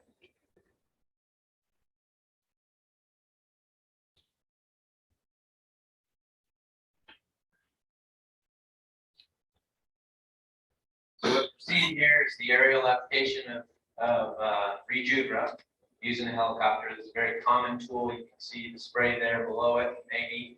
And so this is our tool of choice. This is what we're doing. This is in response to the Mullen wildfire. And so last year, for the first time, we exceeded 100,000 acres of invasive annual grass treatments. And and this is all done obviously in partnership with many others. We'll talk a little bit about more of that in a minute. But we've ramped up efforts. This is something that we're very concerned about, something that we're trying to be very strategic in our approach. I didn't put it in this slideshow, but the department has developed a kind of a strategic guide for what we're doing in response to invasive annual grasses. And so that's embedded under our statewide habitat plan as well. Next slide, please. So we talked earlier about threats to habitat. Drought certainly is one that doesn't help. But for some context, Wyoming is the 5th driest state, just naturally is. We are in a drought, even though it seems lately like we've gotten a little more moisture. We still not have pulled out of kind of where we were as far as soil moisture in particular goes. And so 90% of Wyoming is a moderate severe extreme drought. Next slide, please. So what does that mean from a wildlife standpoint and a wildlife habitat standpoint? So drought causes a reduction in available wildlife habitat. I usually use try and paint a picture of kind of a riparian area with adjacent uplands. In times of drought, the only place that's green is that riparian area. You guys all know that. And when it rains, you have more available habitat spread out across the landscape. So that brings critters in. So those riparian habitats, overall reduction of availability. Some plants, important wildlife, just don't germinate during drought. I'm thinking forbs here. And then certainly during periods of drought, females raise fewer young. Next slide, please. So what are we doing in response to that? So we've been working with these Beaver Dam Analogs the last couple of years. I've got a slide of that in a minute. Essentially, we're mimicking what a beaver would do. And so we're installing beaver dams within streams to try and expand that riparian zone, that wet area alongside streams, hold that water back more than it would otherwise be. In addition to that, last year we moved 26 beavers from places where they were getting in trouble to places where they could do some good. We mechanically removed over 3,000 acres of invasive or encroaching trees along these riparian corridors. We worked on 570 acres of wetlands, and we planted over 10,000 trees or shrubs as evidenced by the picture here. So this is eastern Wyoming. In that enclosure is native deciduous tree and shrub species that we're trying to reintroduce to that system over time with some protection. We're hopeful that they'll be able to expand on their own. Next slide, please. So again, threats to habitat development certainly is on the list. We're one of the top energy supplying states, top state for wind development. Roads and well pads certainly can impact and fragment habitat. The big increase in wind turbines that we're seeing recently certainly can lead to habitat loss and soil disturbance. And what that means from a mule deer perspective is, we talked about this a couple months ago, really mule deer don't have the capacity to change their migration routes to avoid that development footprint. And so they're gonna still walk right through that. They just might do it a little faster than they did before. And so this is something that impacts wildlife habitat. Where's that picture? That's the deal. Next slide, please.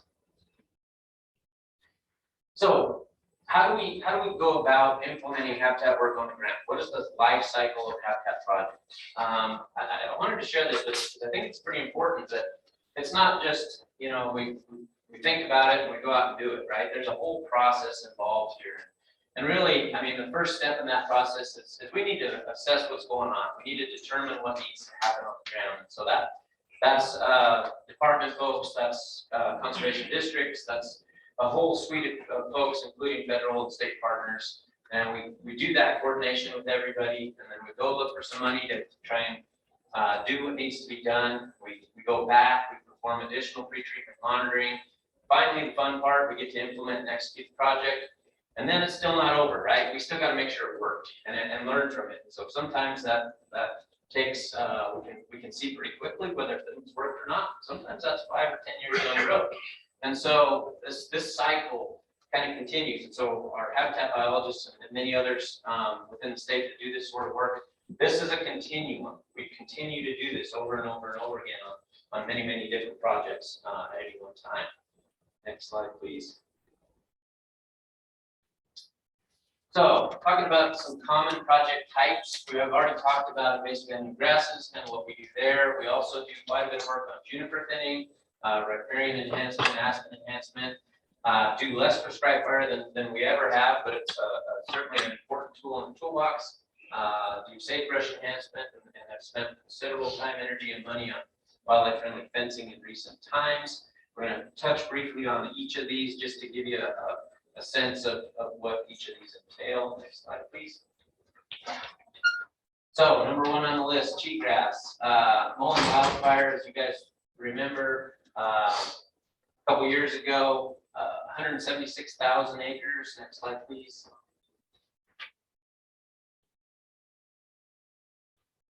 We were concerned after the fire about increased spread of cheatgrass as a result of that disturbance. And so cheatgrass, as we've already talked about, matures and dries out long before native plants, acts as a fine fuel for fires, can produce 4,000 pounds of fine fuel per acre, and it's considerably more likely to reestablish and burn areas than native plants, especially immediately post. And once that cycle begins, it's hard to break. Next slide. Mr. Taylor, Yes. the treatment that you use for cheatgrass, do those chemicals go off label after a certain amount of time, or do those chemical companies, do they maintain proprietary control over them, and are you paying exorbitant prices for that? For certain, well, to answer the first question, it is proprietary as it currently stands with Bayer Chemical. They own the rights to Juniper. As is typically the case after a certain period of time, that patent expires and then it's available for others to replicate. But we're still in that initial phase where Bayer owns the only chemical composition. When does it go off? You know, that's a great question. I'm not sure I know the answer to that, but I can find out. Okay, 176,000 acres. This fire, as many of you know, crossed the border between Wyoming and Colorado, but most of those acres are Wyoming acres. We identified 17,000 acres at high risk for cheatgrass invasion. And so last year, we were able to very quickly jump on 10,000 acres. And we're planning to treat at least 4,000 acres this year. And so this is in response to fire. And so having that ability to quickly respond before cheatgrass gets out of hand is really the key. Once that cycle begins and those seeds have hit the ground, that clock starts over, right? So if we can break the cycle, that's really, really important, and that's what we're trying to do in these instances. Next slide, please. Mr. Chairman, Ian, what are your funding sources? That's a great question. We're very, very lucky in Wyoming to have access to lots and lots of great funding sources. I'll just name off of a few. Certainly Game Fish Trust and the Commission have provided dollars for cheatgrass control in recent years. Wyoming Wildlife Natural Resource Trust is always a great partner for us to do those sort of actions. Many NGOs are participating and adding money to the pot. And certainly our other state and federal partners are all a big part of that, including pest districts, conservation districts. And others. I'm sure I missed a few in there, but generally speaking, that's who's all involved in this. So what have we done in the last 5 years? So between 2017 and present, we've treated 420,000 acres of invasive grasses. This is a big deal. This is something that we're working really hard on. And the cost of the chemical, which I'll tie that back in. Previously, when we were using Plateau, that was something like 20 to 35 bucks an acre, depending on, that's aerial application. So that's the chemical plus applying it. Rejuva is more like 65 bucks an acre. And so the good news is Rejuva lasts 3 to 4 years, where Plateau would last 1 to 2. So we're not having to do it as often, but it certainly costs a fair amount of money. So 65 bucks an acre times, 100,000 acres, do the math. It's a significant chunk of change. Next slide, please. So one of the other actions that we were heavily involved in with many partners is Juniper Removal. This is an example of a project on the basin. You can see pretty heavy juniper encroachment in this area. Next slide, please. So what are junipers and what's the deal? Junipers are native species. They've expanded their range into important wildlife habitats. What we mean by that is those areas. So junipers have always been part of Wyoming. Typically, when we had more frequent fires, they were confined to the rocky, rougher areas of the landscape. Now, over time, with lack of disturbance, junipers are just working their way down. They're working their way into those deeper soil types, areas that are important to sage, grouse, and usually have sagebrush in them.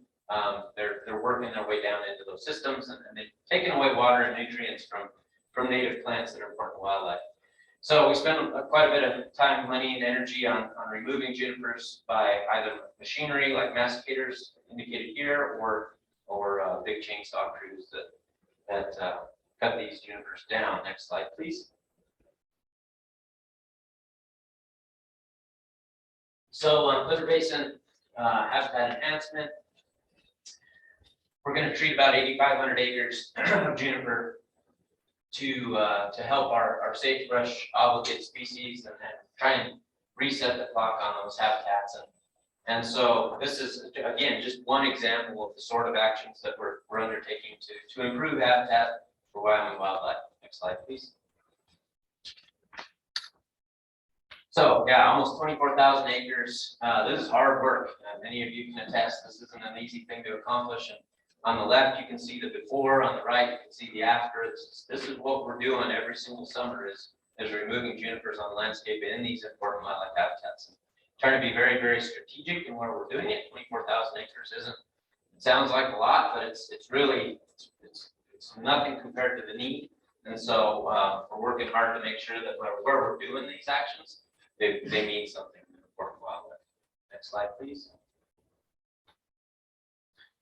Talk to you a little bit about Beaver Dam Analog. So this picture is just Mr. Chairman, just a quick question on Juniper. How about your federal partners? Have they put any money on that in time?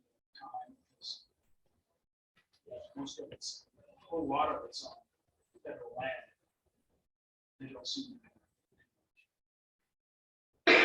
Yeah, Mr. Chairman, Mr. Summers, it varies, right? In some places, we've got great partnerships with our federal partners, and BLM is right there alongside us, trying to get the junipers knocked back as well. They're committing funding.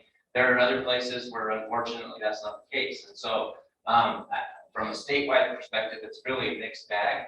But where we have good partnerships, we're making pretty good progress. Okay, Beaver Dam Analog. So this is a picture of a Beaver Dam Analog getting built. So you can see the posts that are driven into the ground vertically. We weave material. Often it's willows, but it can be anything on site. And what we're trying to do is hold that water back, right? So if you get spring runoff, it goes too fast, and then all of a sudden you got a trickle or nothing.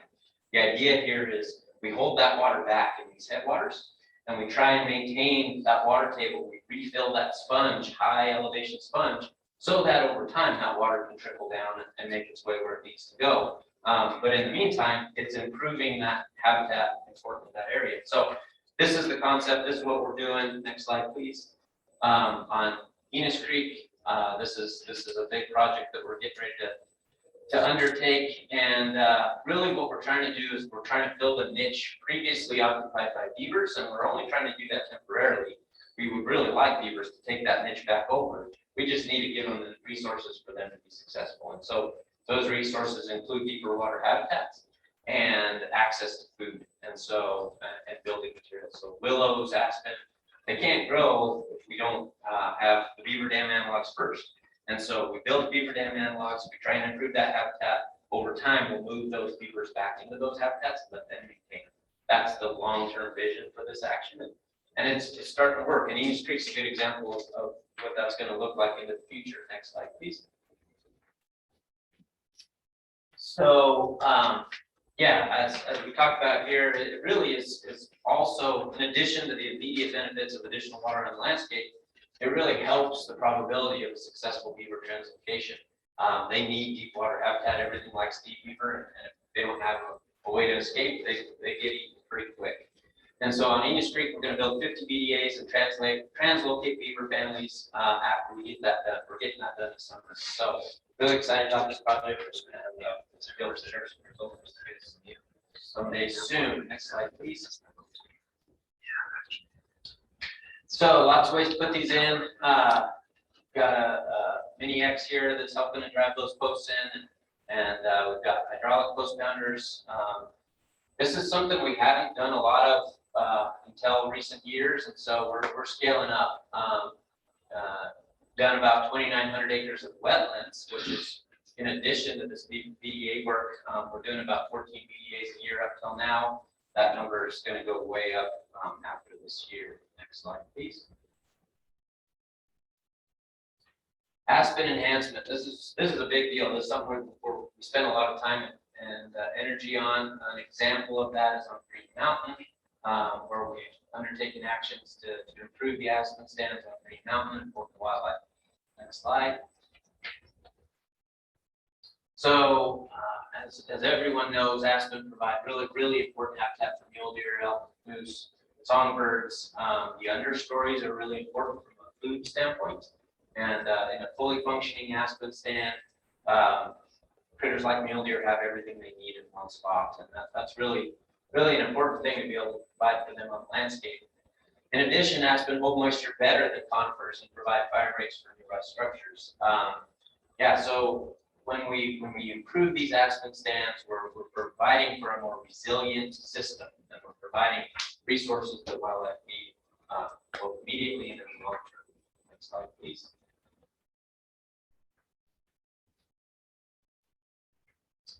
So on Green Mountain, habitat biologist Amy Anderson's been working hard to get this project off the ground. Last year they did 308 acres. This year they're going to do quite a few more. Working with a wide variety of folks, including private landowners, federal partners, state forestry and state lands. Behind Amy is an example of what that looks like after we get the trees knocked down. So we're doing this all across the state. This is a big component of the program, and something we're pretty excited about continuing, helping to facilitate additional aspen stands. Forward, next slide, please. So again, pretty hard work. We do just shy of 5,000 acres a year over the last 5 years or so, and this comes at a cost as well. Clearly, there's nothing's free, and depending on the density, this can add up in hurries. So, but it is an important action. On the left is before, and on the right is after. You can see some more aspen in there, and as is often the case, if we're on federal land, there's restrictions associated with these actions, including leaving certain trees, bigger EVH trees. You can see some of those still in there, but generally speaking, we've removed the vast majority of those conifers from that stand. Next slide, please. Aspen enhancement through prescribed fire. This is what we used to do a lot, and unfortunately, for lots and lots of reasons, this is going to be harder and harder to do. But a really important thing to do to restore these natural processes on the landscape. An example of that is Upper Grove on prescribed burn that we're working on with Forest Service partners. Next slide, please. So yeah, everyone here knows this, but really plant life begins regrowing within weeks of a fire. Those new plants have higher food protein contents than adjacent unburned plants. And species like aspen really do depend on periodic fires to remove that competition. So they come back with vengeance after fire, and that's a good thing from a wildlife standpoint. Next slide, please. So this stimulates aspen suffering. So what do we mean by aspen suffering? After fire, you'll get all these aspen shoots, just like you would in your lawn. If you have an aspen tree, you get all these little shoots. Fire kicks that off into high gear.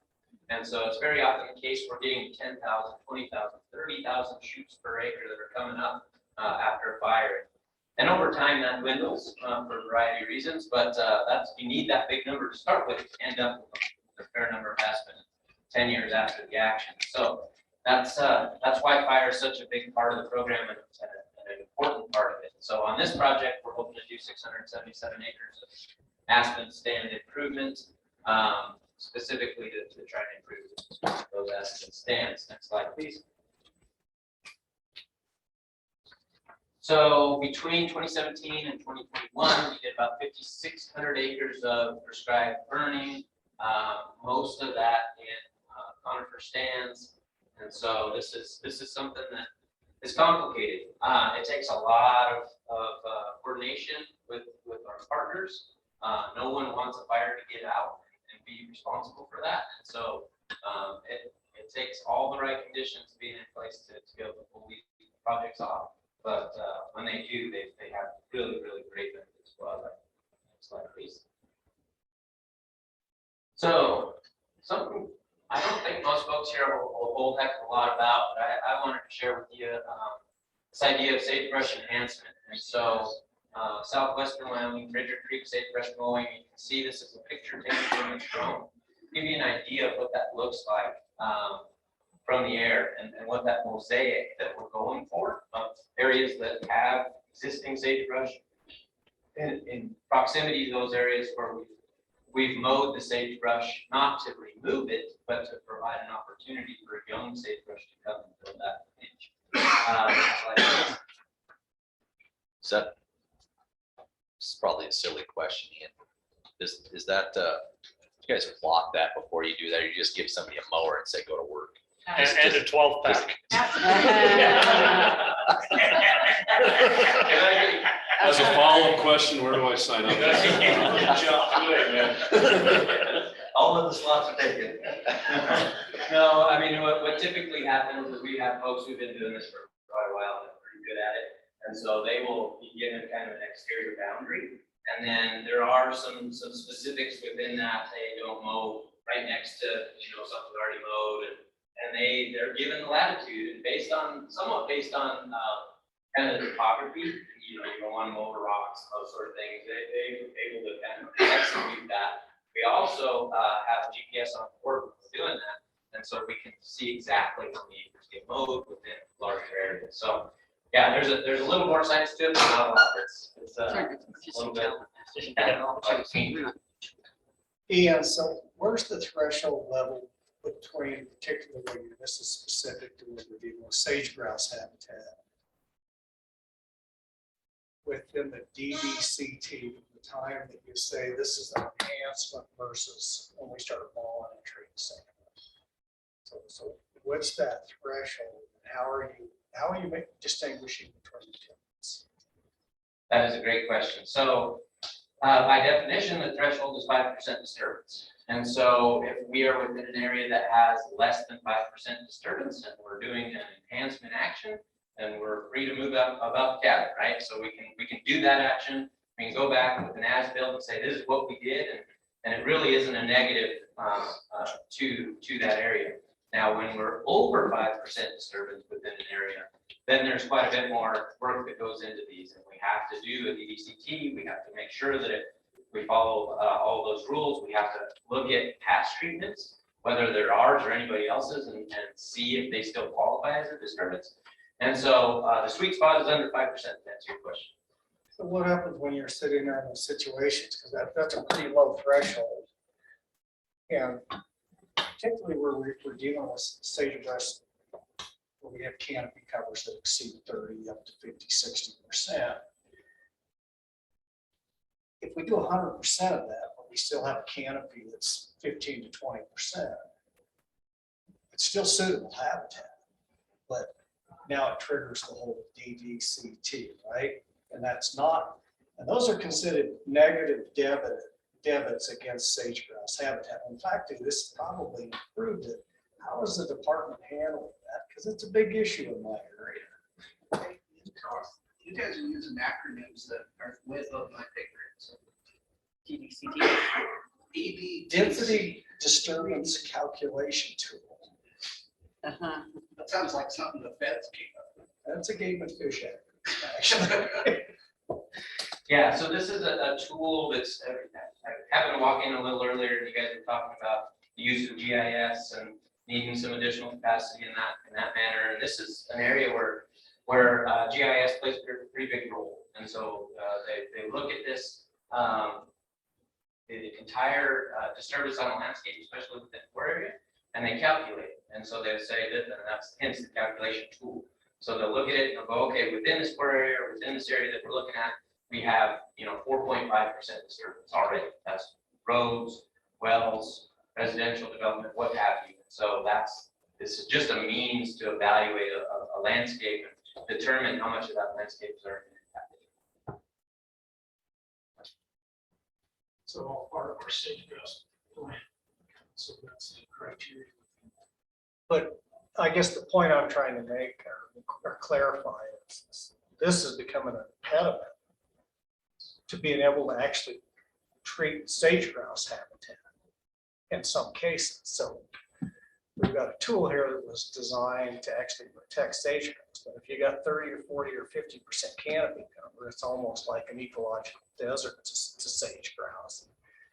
You treat that and you bring that back down to say 15 to 20% canopy cover, which is much more suitable for sage-grouse utilization because of the forms and the grasses and all this stuff. But it's counted, I think, as a debit, as a negative impact to sage-grouse, is it not, when we actually treat those acres under the DDCT? Senator Hicks, you bring up a good point, but what I will add to that is the devil's in the details. And so when you execute it the way that we did that one, it's not counted as a debit. And so that all has to do with mow width. And so under the sagebrush executive order, embedded within that is the sagebrush treatment protocols that the department has developed. And in that document, we talk about mow width, and we talk about total canopy cover. And as long as you don't drop it below 15%, you're good, and you follow the rest of the parameters as far as mow width goes and all that. There are additional steps, and it takes a little more time to get through it. But yeah, it's still doable. We're still able to do it. Well, and I guess I'm not specifically, mowing's one issue, loss of area here, some of these others there. And so I get the mowing thing, but where other these treatments that you guys have been doing, I'm just wondering, because right now it seems to be there's a policy issue out there that's not clear within your own department. This is what constitutes a habitat enhancement, what constitutes one that will be calculated as a DDCT negative treatment within even the use of your own department equipment with the loss of area. Right now, we're right in the middle of all that, trying to figure this stuff out. So I'll visit with you. Yeah, I'd love to visit with you a little more on that offline. There are some things that are unclear that I think we can probably clear up with some additional discussions about it. And in addition, we've had some turnover in folks and habitat protection, and so I think we're getting closer to the bottom of that, but it's certainly something we should talk more about. Okay, thank you. Okay, so at the end of the day, mowing helps reinvigorate plant communities, especially those with high canopy cover densities, and which results in more food for wildlife. That's what we're trying to do. Next slide, please. encourages new plant growth, they grow back stronger, and this really does provide an opportunity for young sagebrush to have a chance to emerge when they're under the canopy of those older statured sagebrush plants. They really don't have a chance to create a new cohort of sagebrush plants. Just a question, do you do that mostly in mountain big cities, or do you do it in Wyoming? Mostly, well, I mean, it's a variety, but our preference would be in mountains. Is that stimulates, it needs a stimulation. It does, yeah. So the cutoff for us is 12-inch precip zone. We really don't want to do a whole heck of a lot. We do sometimes, but really, I mean, you get a quicker response, I should say, in our mountain big sagebrush, which are associated with higher precipitation. So yeah, on that particular project, which is just one example of many that we do, we did about 709 acres in 2021, and we've got plans to do some more in 2022. Next slide, please. Yeah, so over the last 5-year period, we've done about 15,000 acres, and you can really see that mosaic. It might be a little hard to pick out, but yeah, I mean, it's tractors, it's lost aerators, which we have here on the bottom right, and just trying to make a mosaic on the landscape where we've got a little more variety out there from a wildlife perspective. Next slide, please. So something we've been doing a heck of a lot more lately than ever before is wildlife-friendly fencing. This is important when we think about fences as an impediment, a necessary action on the landscape, obviously to keep critters where they need to be, primarily livestock, but also we need to provide passage for wildlife to get where they need to go. And so we've been working to improve fencing throughout Wyoming. Next slide, please. An example of that is the sublet mule deer fencing project that we've been working on for quite a while. Really, the idea is trying to make these fences more permeable. So you want that bottom wire high, you want the top wire low enough that deer can jump over it and not get hung up. And so this is what we're doing. We're retrofitting or removing fences that are barriers to wildlife. Next slide, please.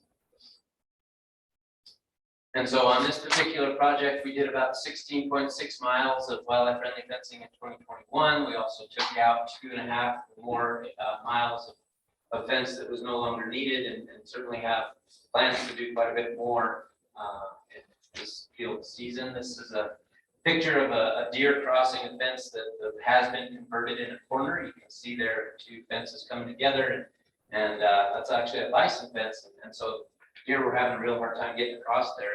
And now with these jump out structures that still contain bison, the deer are able to get through there without getting hung up and tangled in that fence. Next slide, please. So how much have we been doing?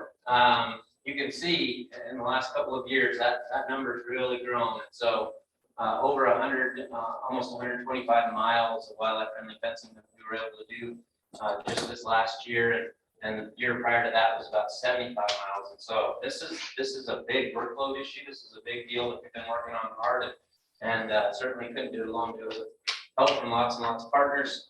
But I think we're making a difference from a permeability standpoint. We're allowing those animals to have freer access to the resources they need. Next slide, please. So how do we do it? And this slide is really focused on the funding partners, not necessarily the implementation partners, but folks who help pay the bills on these deals. And we've got several folks in the room today that are associated with many of these groups. And gosh, we sure couldn't do any of the stuff we do without the help from all of our partners. And we're sure appreciative to all of them for the time and money and energy that they put into making sure that animals have what they need in Wyoming. Next slide, please. So yeah, that concludes the presentation. I'm happy to stand for any questions you might have or clarify anything we went over. At the end of the day, I just wanted to make sure that everybody knew that the Habitat program is alive and well and working hard kind of behind the scenes to do good things for wildlife in Wyoming, and we will continue to do that. And so just know that we're here to try and do our part to enhance wildlife habitat and to make sure that these critters have what they need. So thank you. Mr. Chairman and Mr. Taylor, can you guys I noticed driving along I-90 in Campbell County, there's some places along the interstate that look like the ground has been killed. And have you been, I knew that the Medusa had been not, I think it spread that far. Are you treating it along the interstate there? Is that what's killed that ground? Or I'm just curious. You know, I'm not sure I'm familiar with that particular spot in mind. We certainly have Nada in Campbell County. It has gone that far. But as far as immediately adjacent to I-90, I couldn't tell you for sure if that was part of what we were doing. It could be a combination, I'm not sure exactly, but could be a combination of this is the first rain we've seen in about 3 years. Plus they've been spraying a lot. So it could be that they sprayed an area that just hasn't been any regrowth yet, but I'm not exactly sure. I know that our weed and pest works with everybody and they do spray a lot of that. So I'm gonna guess that's probably what it is, but I don't know for sure. Have you seen a reduction in the acreage spread on those invasives through your treatment? Where we have done the treatments, we are getting great control. And that's with a few caveats. You know, when we've learned a lot over the last, 10, 15 years on this, but when you apply the chemical before that invasive annual grass germinates, we get really good control. So we'll take a place that's 80% cheatgrass and knock it back to 0 or 1% cheatgrass. And so when we do it right, which is how we do it, we're getting really, really good results. The challenge is not letting it get so bad that cheatgrass is the only thing left, because when it gets to that point, that's often when you see those areas that have been treated that look like the face of the moon because there's nothing else left to come back. And so we have places in Wyoming where that is the case now, and we're unfortunately not able to do as much there as we are able to do in places that have kind of co-dominant native species still as part of the mix. So just to follow up on that, what are the limitations if we wanted to do, if somebody came to the table with $10 million so money wasn't an option, what are the other limitations on spraying more weeds, those invasives across the state? Yeah, I'll point out a few off the top of my head. As everyone knows, supply chain issues are an issue for lots of things, and chemicals are not exempt from that. So we're hearing issues with being able to get as much chemical as you might need. I don't know that there's much folks could do about that at the moment. So that's one thing. Certainly availability of vendors to be able to put that chemical on the ground. And so we've been working pretty hard on that. We built up a pretty good cadre of aerial applicators and foundations that are as partners. So we identified that very early as an issue. And lastly, I think just that cross jurisdictional collaboration, that's the big. And so not having to stop at the fence line because it turns to be a lamb, even though the ecological consequences of the fact that there is invasive annual grasses across that fence line. That's the big deal, and that's something I think if we were to put money on anything, it would be figuring out how to expand reach. Alan, can you remind me how our weed and pest districts funded? Through a mill? Mill levy, tax assessment. Yeah. 1 mil. That's their maximum mill. I believe it's 1 mil, up to 1 mil per county. If they have special weed management areas, I think they have another mechanism to do some, maybe another assessment on these special weed management areas. Weed and pest districts are funded by a county with mill levy. Is that included in the total 12 mills they can levy, or is that? No, it's an It's above and addition. beyond Our county goes to 3, I believe. for weed and pest. You can take it up to 3. Yeah, so I don't know what that upper cap is, but that's how we fund it.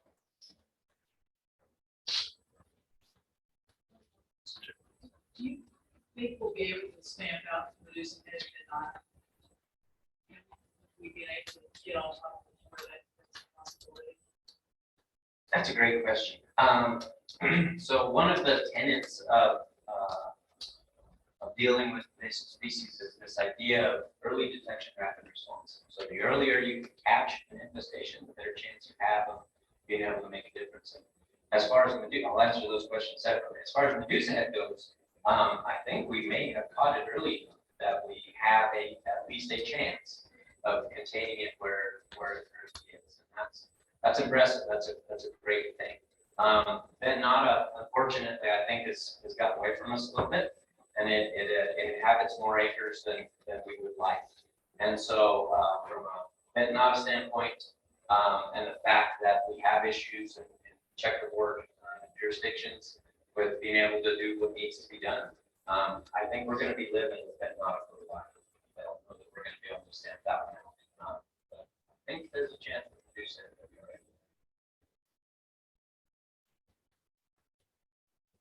Any other questions for Ian? Well, all right, Ian, thanks a lot for Thank you taking very time. much. I appreciate it.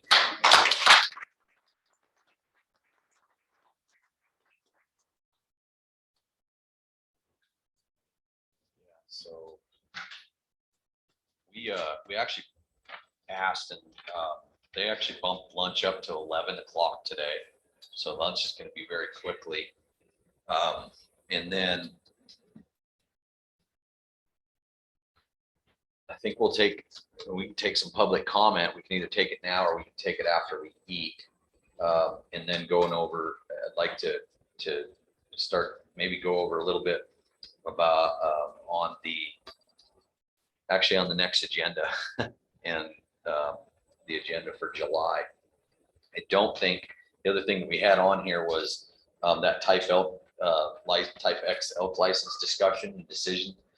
You know, that I think depending on what comes out of these others, I don't know that I think that issue is being remedied in some other ways. Not only that, I think, you know, go ahead, Si. I think yes and no. I mean, it's another vehicle that be it. The answer, I'm not sure would satisfy the discussion for the And we can continue to have that discussion on that. You know, private land only licenses is what those are. Go ahead. So, last time I misbehaved. Rick Keene came and chewed on me for a while, but I had this great discussion with Rick. The department is working on a depredation idea. And let me just generally describe that. I think we ought to have Rick come. If he hasn't talked about that, we ought to hear that. So the idea is that if a rancher has a huge elk problem, he can, via his local game warden, apply for depredation licenses that are issued either to the landowner or to people identified by the landowner that have access.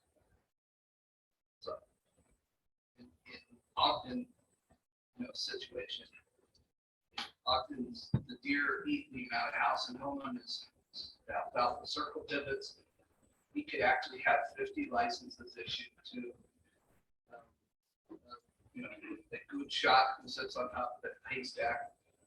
And those licenses would be issued directly by the department. It would be a fee paid. And then that person on top of the haystack could kill 25 deer. Or, Jamie could identify 25 local people who want to go kill a cow elk to eat. And those licenses would be issued directly to those 25 people.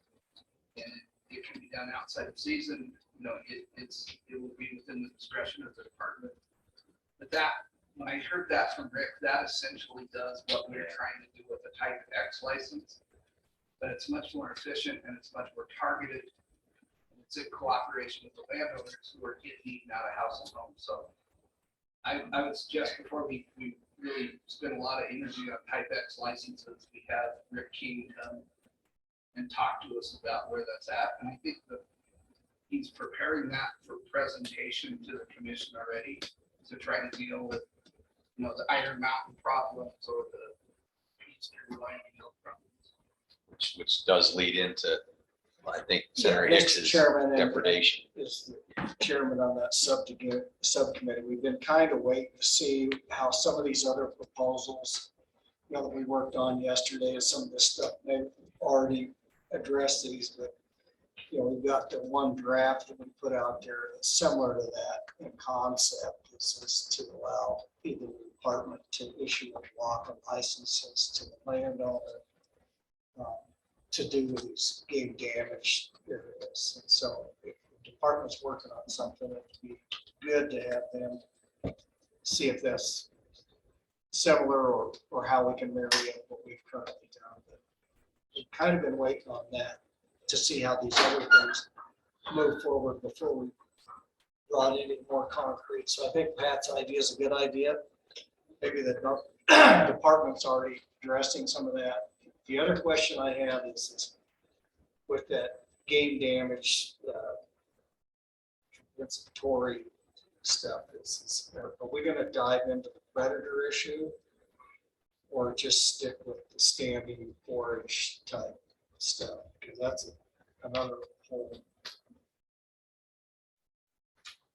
compensation, game damage issue is one's predator, one's standing forest. So ungulates versus predators. Some of which we have control over and some of which we don't. And that's right. Some of it we do, some of it we don't. But where we do have, some of these issues, is it something that we want to look at as a task force? Whether it's coyotes or wolves, certain things we do have jurisdiction over. Well, we have somebody in the room here that wants to give public comment, so I think I'm gonna allow that now, and then we'll have lunch, we'll come back and we'll go over some of the things that we want to see on the next agenda. Go ahead, Adam. This is 5 minutes after the fact, but I do have a question for Ian. I appreciate the presentation. I feel like it was a lot of information, but I don't know where we go with that information as a task force. So from your perspective, like if there's something specific, what is something specific that we can dive into a conversation about in regards to habitat restoration or habitat repair or maintenance? What is something that you feel that this group of people, other than great information that we get to process, what's something we can dive into to push that habitat issue? Thank you for that. I appreciate that. And I didn't come here today with a pitch of any sort for you, but I think many of the actions that you guys have already taken, including actions to fully fund the WWNRT, go a long way toward helping with habitat issues across the state. So anything along those lines where it's landscape scale and associated with improving funding.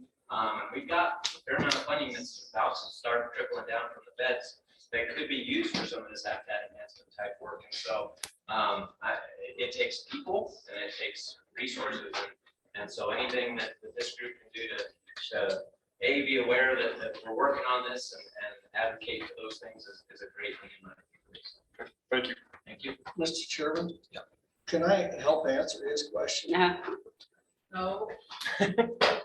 Well, I'm just telling you, we've got over $3 million allocated to do habitat enhancements down there.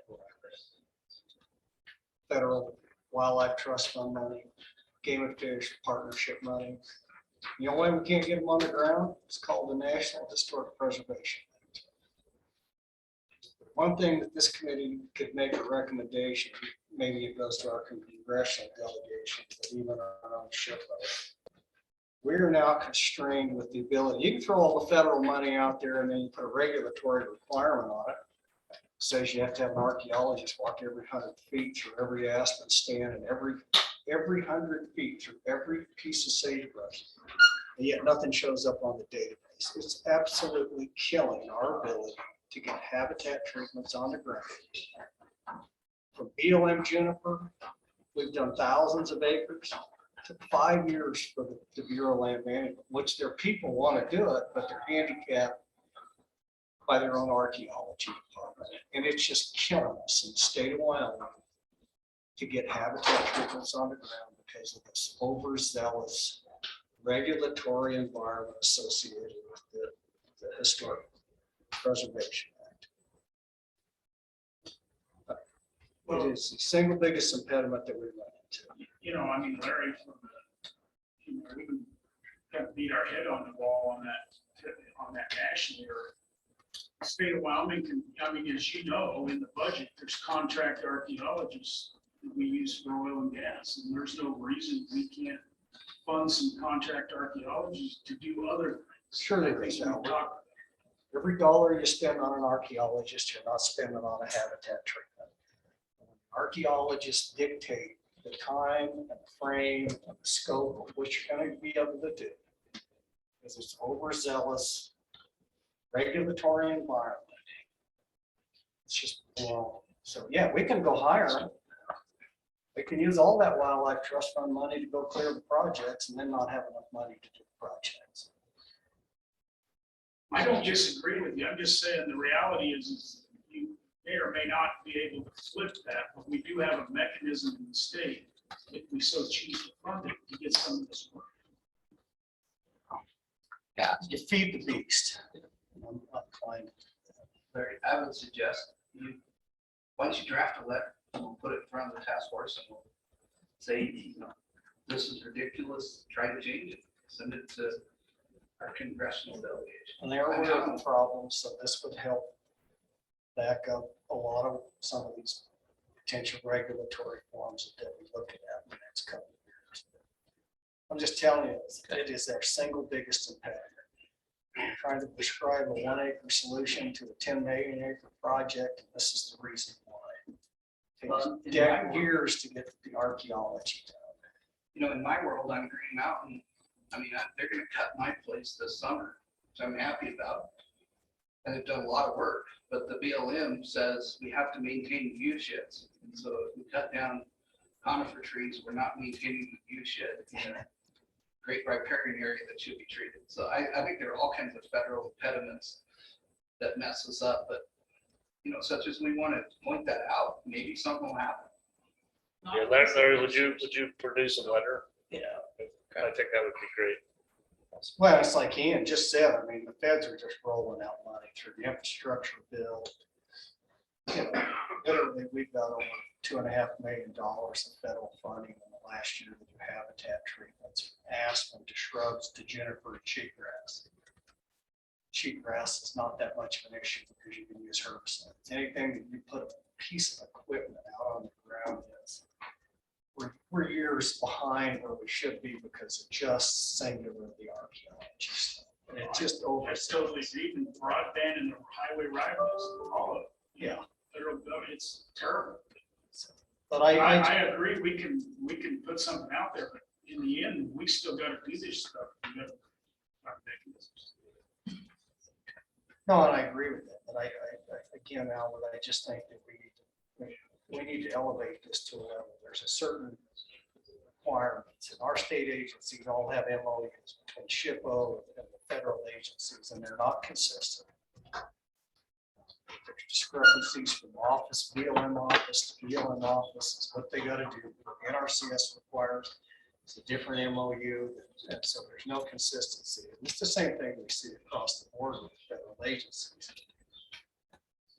One agency can spray Rejubra, and yet right down the same boundary, the other agency can't do it. Add that to your letter. Anyway, just my frustration. I appreciate the work that the Department of all the partners doing, but it's just killing us. Mr. Chairman, I agree. I think streamlining the eco processes is really the action item there that we hope it is. Use of categorical exclusions. You know, the Forest Service was the problem spraying cheatgrass to begin with, and then finally got a heat through them. You know, and now it's the BLM. It's just nuts. Okay, good, Mr. Chairman. I look forward to seeing a Letter. letter. You put some swear words in there too, right? One or Tim letter. Whatever you choose, I'll vote for it. Okay, That's good, because these two guys are signing it. we have 3 people that want to make public comments. We're gonna go ahead and do that before lunch. First, we have Glenn in here. And I think there's a mic up there, Glenn, so thank you.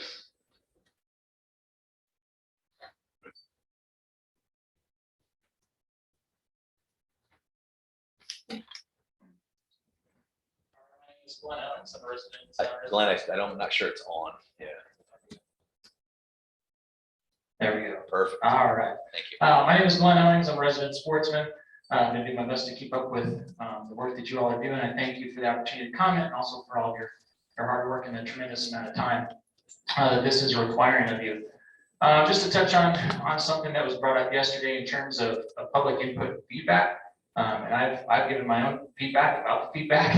So some of you probably heard from me, and I appreciate those responses. But I think, to me, having the opportunity to provide input through a comment box on every decision item that is on the agenda would be a good benchmark. There's been certainly meetings where that was the case. I know the turnaround this time was really fast. The comment period was really short, and so there weren't a lot of comments. But I think that'd be something that resident supporters would appreciate is for each thing that's, and usually for those things, typically there are some supporting documents in the meeting materials so we provide fairly informed comment. I understand some agenda items are discussion items, so that doesn't make sense. But also, I feel like the recommendations or proposed recommendations that are along the lines of something that would really make a stir in a season setting meeting could go regional. And I know that's would slow things down, probably from a process standpoint, but I don't know. I feel like going back to some of the discussion yesterday, there's a lot of people who are not getting the information, and some of that's their own. They need to take initiative, but also they're just not knowing. Maybe the newspapers, Castro Star in particular, is another way to get that information out and just kind of keep spreading the word. I think everybody's got their head down working and on things, and so maybe there's some things that aren't getting out to the public because y'all are trying to do good work. So that's my comment on that. In terms of the elk regions and caps, I'm open to the concept biologically. I don't feel like there's really not enough information for me to comment intelligently in terms of that without knowing how the allocation per region would play out, and Director Nesbitt alluded to that as well. So it's really hard to make informed comment on that at this time. And I also think, now I agree, we have a department and a director and a state where the biological perspective is valued, and they do a great job. But sometimes that can tend toward a different direction. And I grew up in Montana hunting there, and I do not like what I see in my home state in terms of the direction that elk management is taking from a political perspective. I think it's gotten very political and not very biological, and things have gone downhill for a resident sportsman there. I hate to see that happen here. I also, in terms of the elk regions and caps, I feel like the discussion goes back to populations and objectives sometimes, and I feel like that's just a little bit off track, because again, it's just like with the type X, these are either sex tags. If we're really reducing populations, talking about population control, we got to be talking about calves and cows. And the other thing too is, I think or I'm trying to understand what the sell is to residents on removing the cap and regionalization. Like I can see the biological side of it, but then most of the arguments I'm hearing are more social carrying capacity side of that. So I'd like to see that maybe fleshed out and explained before I can really comment. I think a lot of residents feel the same way. In terms of the execution of the biological side of that, how those would be set. I feel like it's of note that the majority of public, I'm torn on it, but the majority of public comments was not in favor of removing the cap, whatever that's worth. So, and I also think removing the cap falls pretty squarely on the balance sheet of benefit for the outfitting industry, and I'd like to see that incorporated in the great compromise. If it's a great compromise, I'm not really seeing how removing the cap goes anywhere but firmly on the side of the outfitter. Moving along. In terms of the great compromise, or we'll call it great compromise, I see a lot of good things on one side of the balance sheet there, and I just don't see enough on the other to make it worth it to me as a resident sportsman. I take the status quo. I think if things are working for the outfitting industry as is, things are working for us as residents. There's always going to be folks who complain, and some of those complaints may be valid, but on the balance, I think we've got things pretty good how they are. And finally, hunter access. I'm certainly supportive of expansion of access, yes, access easements and game and fish hunt coordinator positions. Be glad to pay more for my resident tag to do that. I'd be glad to pay more, especially for cap tags, Dauphin tags. I think they're really underpriced for what they are. I actually think you probably get, at least potentially in my mind, better participation in cow-calf hunts and Dauphin hunts if they were a little more valued, literally valued in terms of dollar amount. That's just my assertion. And I agree too that with Adam, that access through private to public is probably the lower hanging fruit. And that's, of course, just my opinion, but I'd be on board with that. So appreciate the time. I take any questions. Be glad to visit with me after. Glenn, those are good comments. I really appreciate your perspective. I want to follow up, talk about the grand compromise. So in your mind, if we state status quo, that would mean let's remain the way they are. Conditions not having enough to draw. Is that what you're saying we would like to see? Correct. Okay, no change in quote splits. No. Mr. Chairman. Yeah. Just kind of take off on that, Clint. So you said there's just not enough in there for the residents. So there's more resident licenses under that proposal that would come out because we're going to 90-10 instead of the current Right. 20, 80-20 for deer and antelope. And so that moves more resident license, and particularly in those limited quota high demand areas. So that's really where a lot of this is. You know, you can buy a antelope permit every year over there in eastern Wyoming. There's just leftover resident. So it's really those red desert antelope, these high quality elk units. And then the proposal also gives residents first shot at any leftovers. And those are not something you see as a benefit to resident hunters. It's not that I see them as a benefit, Senator Hicks. I do not see them on the balance for me with my hunting perspective and how I see the big picture. It's not enough to tip the scale for me. So what is enough? Good question. I haven't thought about that. Yeah. Well, you can't say it's not enough. If Okay, you don't know sure. what enough is. Well, I'll just tell you, I mean, fundamentally, I'm opposed to an outfitter set aside. So it's not that it hasn't done something for residents. It's just you're opposed. I just want to clarify that. Yeah, that's a good point. Yeah, I mean, so I feel like 90-10 across the board would make me think about it a lot harder, but still, I really value when my non-resident friends and family can come hunt here. I think it's important. It's important to me, and maybe I'm in the minority as a resident, but that's really important. And I also think that it's going to be hard to quantify.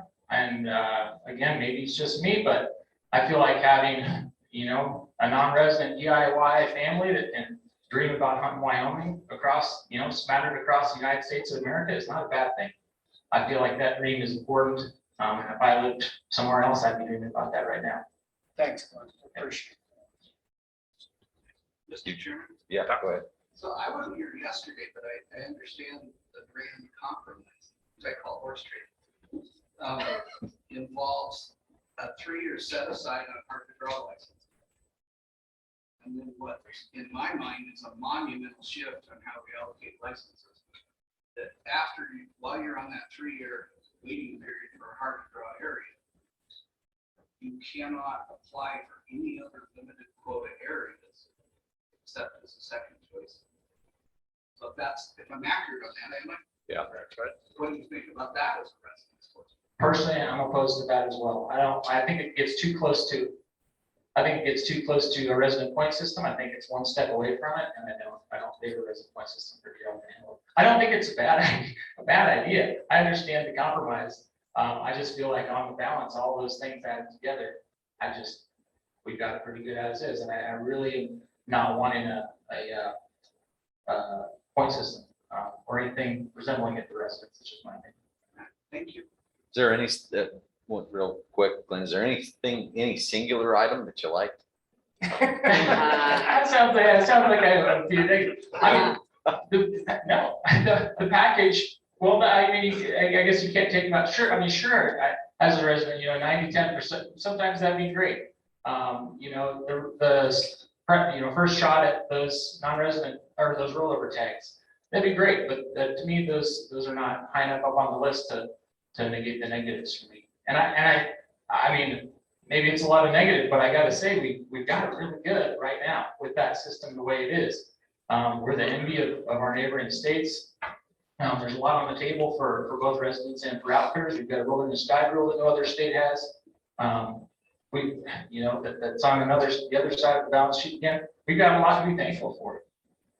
That we do. Go ahead. You had said that Montana had politicized their health.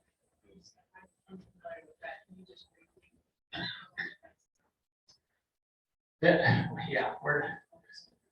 I would probably have to defer to some of my friends in Montana to give you the specifics, but essentially, and again, this is my opinion, there's been a preference through the director and state politics that has moved toward away from regular resident access, opportunity to elk, and move more toward a strong landowner preference and outfitting preference. Any other questions for Glenn?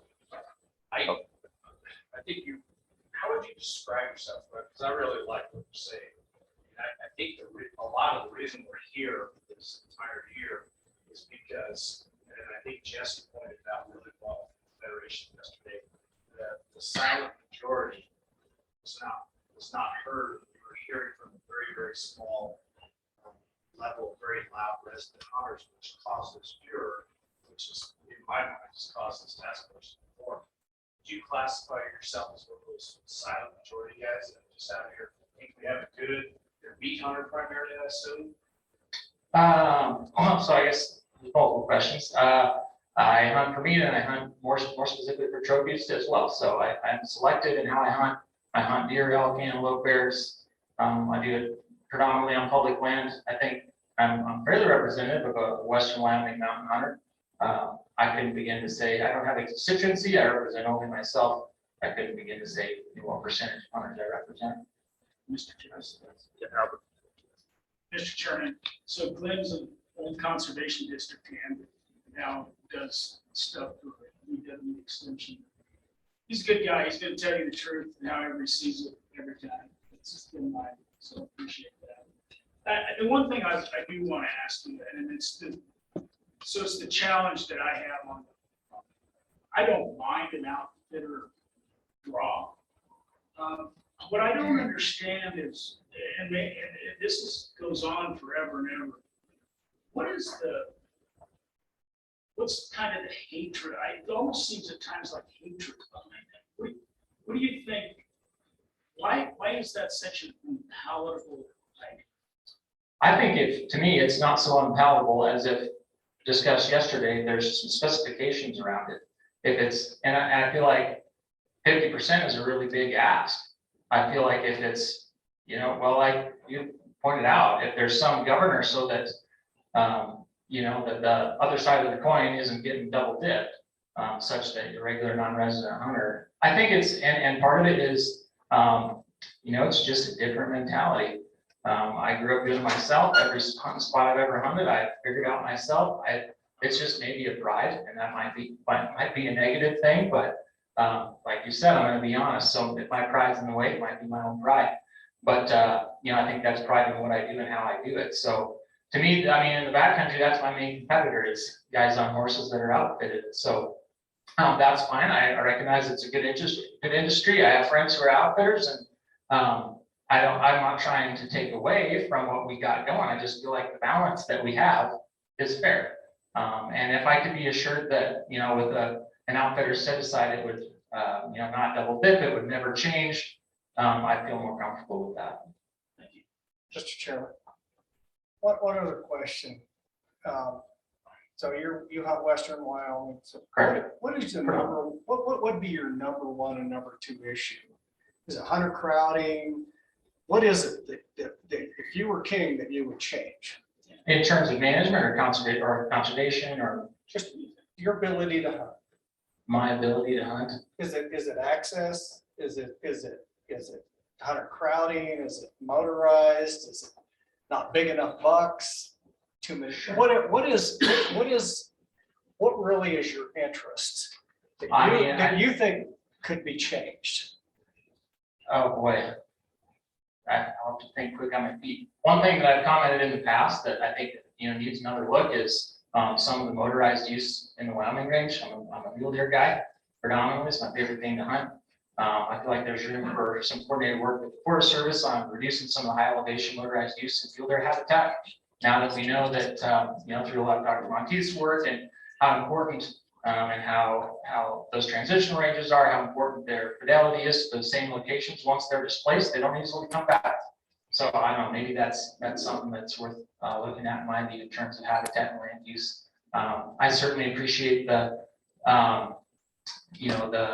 invasive weed issue. I know that that's an issue, and having worked not in my current capacity, but in previous capacity on some wind range projects and doing some monitoring, it's a tremendous problem. So. Mr. Chairman, just one quick follow-up, because I hear it from a lot of folks that I know that hunt over there, particularly mule deer hunters, is the crowding issue. Has that been an experience that you run into or not? To me, I have a tremendous problem with the crowding issue. Okay. It's certainly busy, don't get me wrong. It's busy around the opener, but after a week or so, I've often been able to find, nooks and crannies, or even maybe a whole basin to myself. So I feel like to me, that's not a high priority issue at this time. All right, thank you.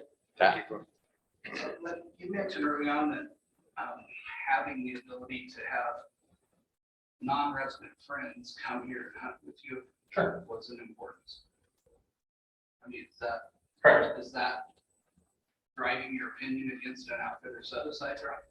And certainly, yeah, it's probably the biggest factor at that. And I think there's some intrinsic value in what we currently offer the regular non-resident guy or gal. I think there's just intrinsic value in being able to have that opportunity. And obviously it's a balance on one opinion, but and also friendly. I've got friends and family that come down. If they don't draw, sometimes they'll come out with me. And that's great too, but I do value their opportunity. Okay. Thank you. All right, Thanks, thank you, Glenn. Glenn. We got two online. Let's go to Wyatt. We'll go to Wyatt and then we're gonna go to Fonzie. So Wyatt first. Who? Wyatt. And then after him is Fonzie. Yeah, Pascal. You're good, Wyatt.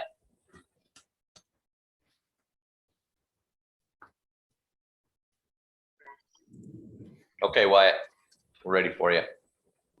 Okay. It's my understanding, and Director Nesbitt, please correct me if I'm wrong. The Access Yes program pays money for opening access to private land acres. That program pays out based on tiered acreage categories. We've seen some proposals in the task force where public lands are leveraged for incentives. And I think this might be one way that could be acceptable.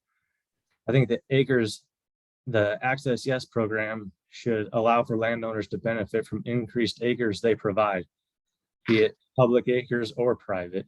There may be a 100-acre landowner that would negligibly benefit from enrolling their private acres in the Access Yes program. But if they're able to include the 3,000 acres of public land they open access to, now it may be a worthwhile investment for them. As part of Access Yes, maybe all they allow is access to public land. If a landowner allows an easement on the cow trail 400 yards across their property to 3,000 acres of public, access is access to a sportsman. So landowners credit and give them landowners the credit and pay them for access they open. For access to public lands, I'm referring to landlocked lands with no legal means of ingress or egress short of aircraft, or areas where terrain precludes foot access. So I guess, Director Nesbitt, am I correct in that it's only private right now? So for the Access Yes program, that's correct. However, oftentimes they're not paid for the acres that are state or federal, but Yep. Oftentimes those lands they're private lands that are enrolled do provide that additional access, but they don't get paid for those non-private acres. Separate from that though, this new bill that just passed last year that increased the fee on the conservation stamp, that is specifically earmarked to pay landowners for an easement across private land to access difficult to access public lands. Okay, yeah, I just think the Access Yes program could be improved a little bit to include all all acres that they provide access to. Another point to consider along the lines of what Cy said about increasing access to these big ranches and harvest going from potentially 6 pronghorn to 120. With increasing access, we have increased access to animals, which likely results in increased harvest. If people are able to harvest more efficiently, it may result in decreased tags in the long run. Wyoming Game and Fish Department objectives are being met more effectively. There's always some give and take. Increased opportunity via access may decrease opportunity via tagability. So just consider those alternate consequences of some of these actions. And I am with Adam in saying sportsmen are most interested in public access to public lands. So thank you all. Thanks, Wyatt. Any questions for Wyatt? Lee has a question. Yeah, well, yesterday I was called out for possibly being rude by leaving the room during your comments, and maybe I was. I do have a question. Are you testifying as a person, I mean, an individual, or in your professional capacity with BLM?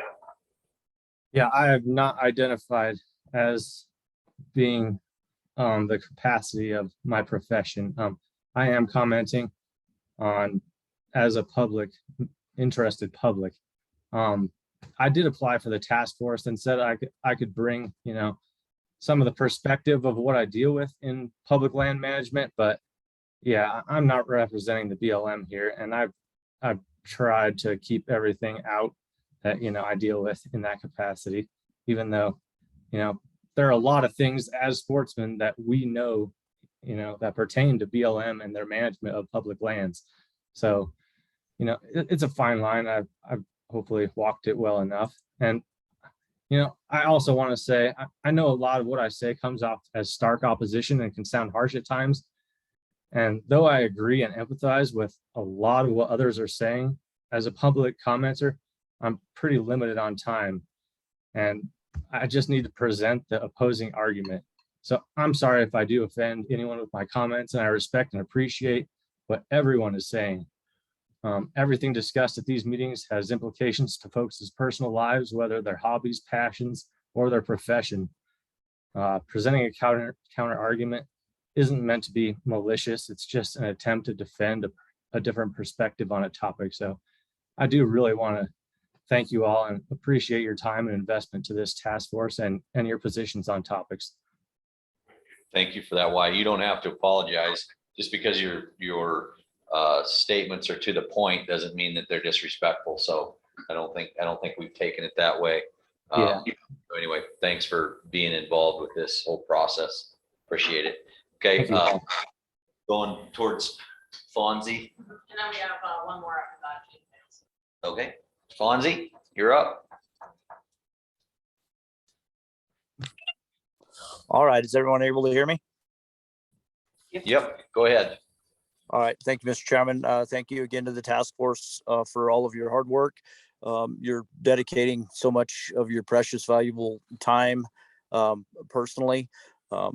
And thank you again. I appreciate everybody's perspectives and all of the strong personalities and how you're still able to overcome any differences and have thoughtful civil discussion on these hard topics.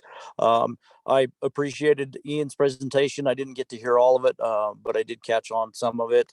Some of the questions I had, Senator Hicks answered with the complications that come with bureaucracy. But I'm wondering, as maybe some alternatives is it possible to utilize grazing in the forms of like goats and sheep? I know that some weed and pest agencies are utilizing goats and species of sheep to graze invasive, whether they be noxious weeds or annual grasses. I'm wondering if that's something that they can just kind of diversify their program with.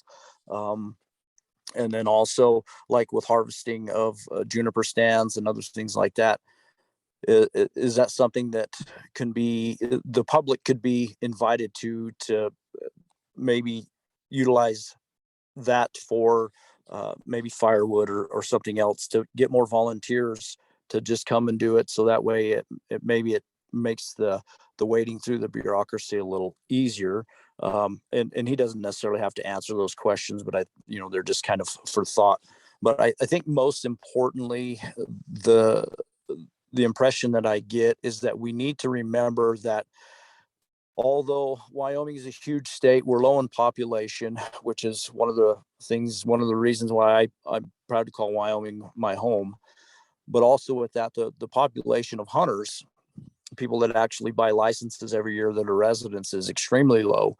And if we continue to have all of this polarization amongst us, if we continue to draw these lines of division amongst us, we make the work for those that oppose us so much easier. If we continue to draw lines between whether it's an outfitted or a guided hunt or a do-it-yourself hunt, whether it's on public land, whether it's on private land, whether it's with traditional primitive equipment or the latest and greatest, if we continue to draw those lines of division and not be able to find common ground, which I think that this task force is a good example of that, able to overcome any differences and find common ground to work and for the better of everyone. You guys might not get to see the effects of these changes in your generation, but future generations will. And that's why you're doing it, is for the future. It's not for today. It's not for yesterday. It's for the future. And I appreciate that. And if anybody that is, listening, that's in the public, I hope that they can remember that. Let's overcome ourselves and remember that this is for the betterment of the futures of the state. And I guess that's all that I had. Thanks, Fonzie. Any questions for Fonzie? Okay, thanks a lot, Fonzie. So we do have one more. Jaden is on. So Jaden, you're up.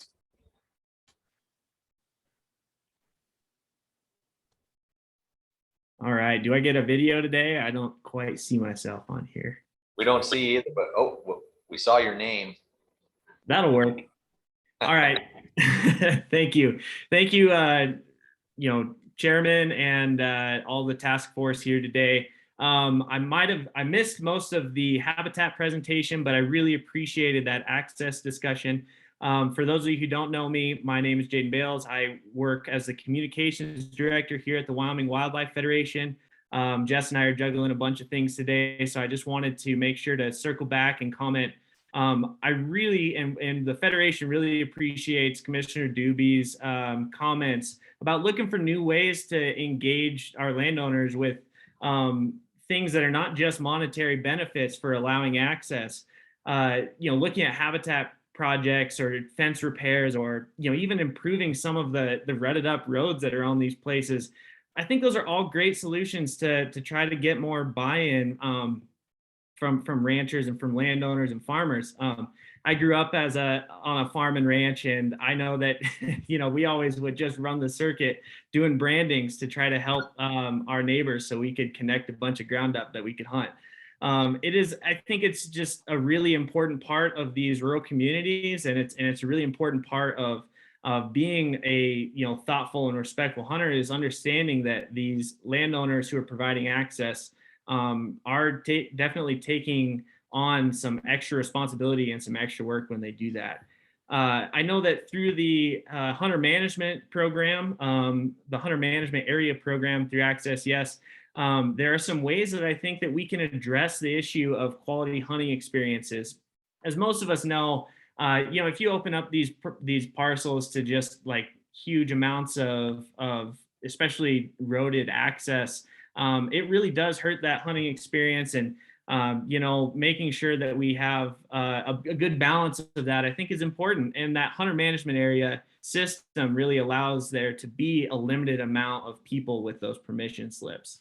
The other thing I wanted to just comment on and acknowledge was Director Nesvik's comments regarding the amount of enforcement on these places. I think it would be really great if we had some sort of voluntary system where, in order to gain access, you volunteered to check permission slips at hunter management parking areas and walk-in areas.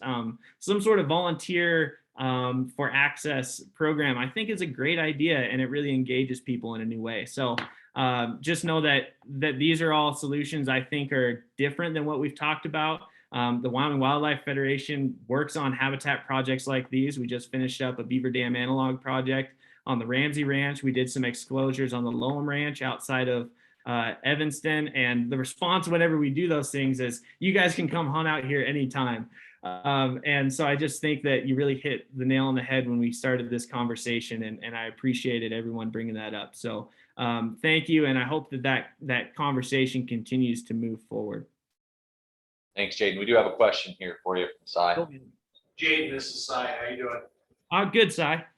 I have a question for you, and I think it gets forgotten a lot in this access discussion. What about the thousands and thousands of miles of Forest Service and BLM roads that get opened up for access? The road is there, that never gets taken care of again. It just gets forgotten.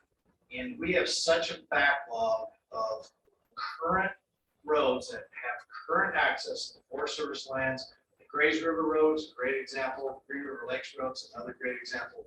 There are miles and miles of road that has been neglected. How about at some point in time, we take a look at what we have currently for access, and we start putting some of the sportsman's dollars towards fixing these roads up and getting them back to where they're actually worthy to be called a road. How do you feel about that? You know, all of us here in Lander always joke that this is the best place to own an ATV or a side-by-side or a motorcycle, because our BLM roads are just trash all along the front. So I totally agree with you. I think that, you know, that's something I don't think that I've looked at in particular as like an opportunity for improvements, but you're so right. It is something that we can do to improve that access. I also wanted to acknowledge that you're also a pretty big proponent of making sure that we don't over access places because the quality goes down. I've got a buck behind me here that, you know, we walked in 3 miles behind some private property that was only a half mile from the road, but we couldn't get there, you know, because that private land, and having some sort of barriers is also important for that quality, because, you know, that age class isn't really taken down. So I think there's a balance we gotta strike, and I think you really hit the nail on the head. We do need to improve some of those roads and work with our kind of, you know, I think also the other part of that being that the BLM and the Forest Service being federal agencies, we gotta have to work with those guys to make it happen as well. I just don't want it forgotten. I mean, we get these roads and then it's okay, we got a road, and then we move on to the next project and we don't take care of what we have. Yeah, you're absolutely right. Are you advocating that we take sportsman dollars in the game and fish budget and plow and pave federal roads on federal land? I'm advocating that we look at access at a 30,000 foot view. It's not just merely going somewhere. I mean, it's also, it's recreationalists. It's the whole thing. It's the whole picture. It's the people that want to go there, picnic and camp and fish and all that sort of stuff. And we have these roads. We have actually a pretty intricate road system, but it's being abandoned. I understand that, but I gotta tell you, I'm again taking sportsman dollars that should be spent on habitat and access and other issues and plowing federal property. Yeah. So Jaden, Representative Flittner has a question for you also. Thank you. Go ahead. Chairman. And Jaden, this is Jamie Flittner, and I'm wondering if Wyoming Wildlife Federation has ever tried to engage with some of our absentee landowners in Wyoming who have come in and bought large tracts of land, primarily in areas that do butt up against public, you know, federal lands. I think the Federation is uniquely suited to maybe developing those relationships. My father-in-law knocked on the gate of a certain rap star who bought a large property in an effort to try to engage with him.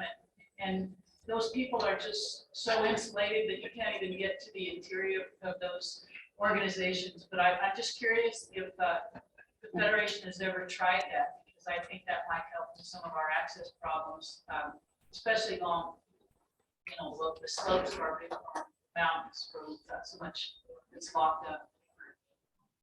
Representative Flittner, I so agree with you. I've knocked on some of those gates myself, only to find out that no one's actually home. It's frustrating. You know, on a personal note, and I think that these relationships with absentee landowners probably have to start with that itself is a relationship with them, because and that's inherently hard, right? If they're not here, how can you go and have a good conversation with them? I will say, just based on our personal relationships here, our executive director, Joy Bannon, has a really good relationship with a landowner here outside of Lander. And I would be really happy to bring him into this conversation, or at least mention it to try to start digging into that a little bit more. I think that's a great point. And I think engaging absentee landowners is probably going to be more popular, especially as land transfer, or not land transfers, but land transfers hands from our family farms to something different. Yeah, I think that'd be great. And I will definitely discuss that with our Federation team. Thank you. One more question. Jane, I'd like to also visit with you just a little bit about how our use fees, when we provide outfitted hunts on public land, where that money goes. So if you're a Forest Service outfitter, you return 3% of your fees back to the Forest Service, your local district. That money is then used by that district for trail maintenance and clearing. And that's in addition and above and beyond what we do for free by providing staff, gas chainsaws where it's legal, and our mules and horses, et cetera, The outfitting industry covers thousands of miles of trail per year that is open to the public to use, in addition to the 3% fee that we pay, which goes in the Grays River District, for example, goes directly to trails maintenance and trails work. It's 100% dedicated back to that project. So I think at some point in time, your organization and these other organizations wouldn't hurt to recognize that contribution to keeping these trails open. You guys show up September 1st, we cleared that trail June 10th. And I think that's just something that needs to be spoken about. I really appreciate that, Si. Yeah, that's definitely something I think that's important to look at. In our backyard, if from Lander's perspective, you go up to Worthen Meadows, Worthen Meadows, where all those campers are on 4th of July, and you're like, wow, there's being a lot of recreational disruption and destruction here. I think that getting some better maintenance funded through use fees is something we should look at. So I appreciate that comment. And just knowing about that 3% fee, I have that written down, or that 3% that you got, the guides and outfitters contribute. That's huge. And I don't think anybody, even in the hunting world, I don't know that we're very cognizant of that, let alone the greater recreational folks who are just backpacking, fishing the high lakes, that kind of stuff. You bet. Thanks. Thanks, Jade. Appreciate it. Appreciate you guys. Okay, it's lunchtime. We're gonna break for lunch, come back, and we'll go over the agenda for the next meeting.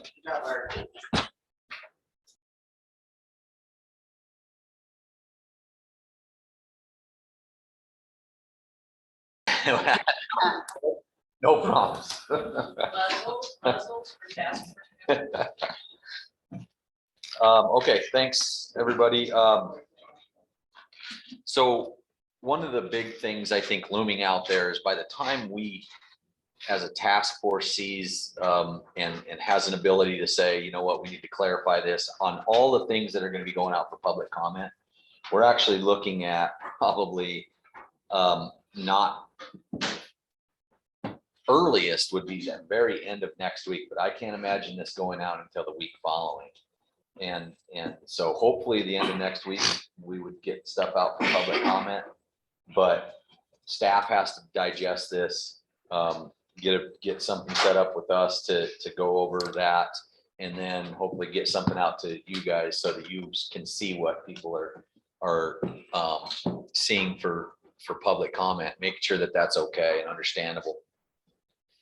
And so I just don't know that with the amount of things that are going out there and having a meeting on July 7th with July 4th weekend in there, that I would really like to see this go out and have us bring this up at the August meeting. The things that are going out for public comment, leave it out until the August meeting.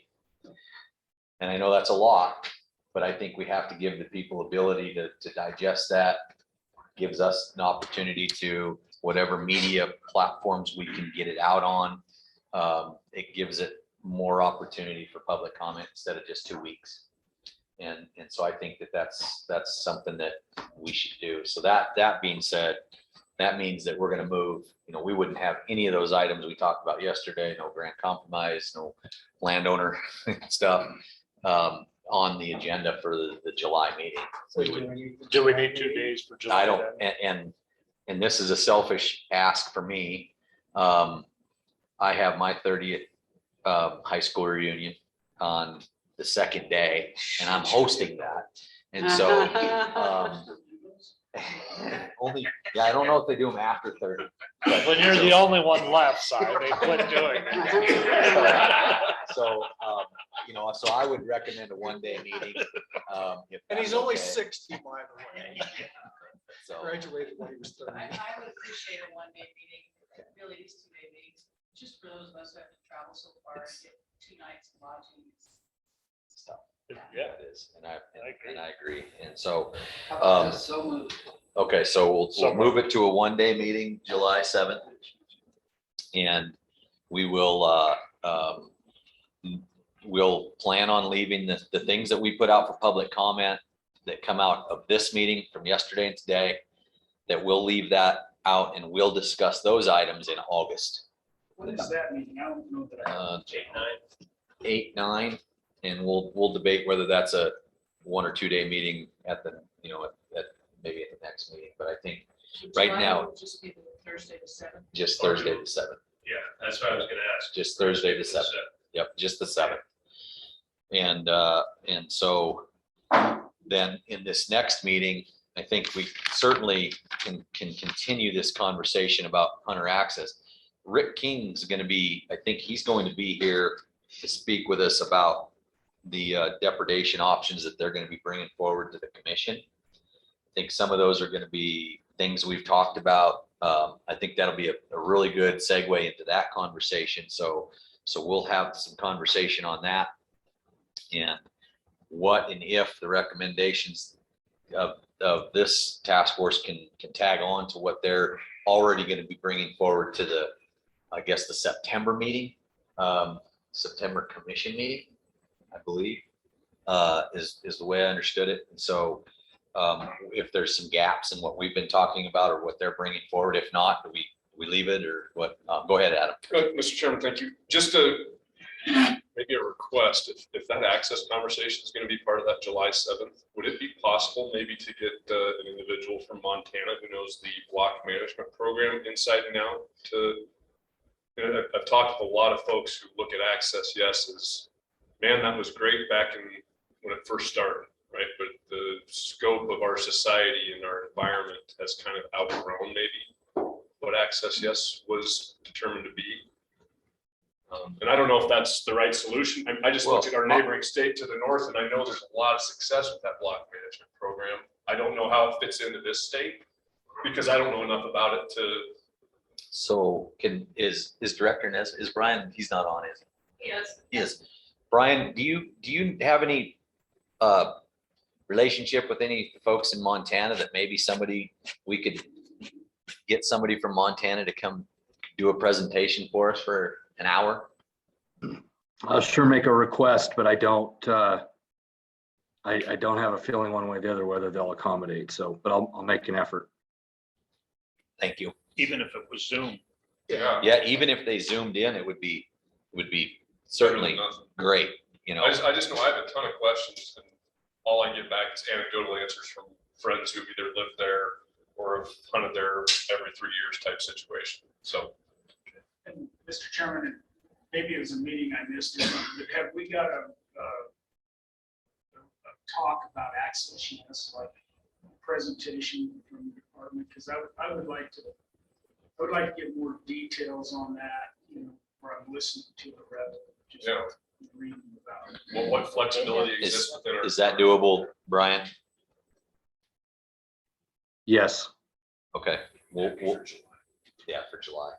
So we'll plan on really half the day probably on access, yes. And if we can get a presentation, block management, we'll try to come up with some of these other things, you know, in that recommend, you know, in that we can talk about. Do you think there's any room in this? And I know, Albert, you had some concern about doing anything with fishing during the height of the fishing season. But if we wanted to put any legs under that, and get this to have any sort of momentum of being able to accomplish something, I'm afraid we'll be running out of time if we don't start. Yeah, and July meeting is gonna be questionable whether I make it. Okay. Cool. Okay. But we also have had some things on, you know, recommendation on dollars allocated to help with the GIS database.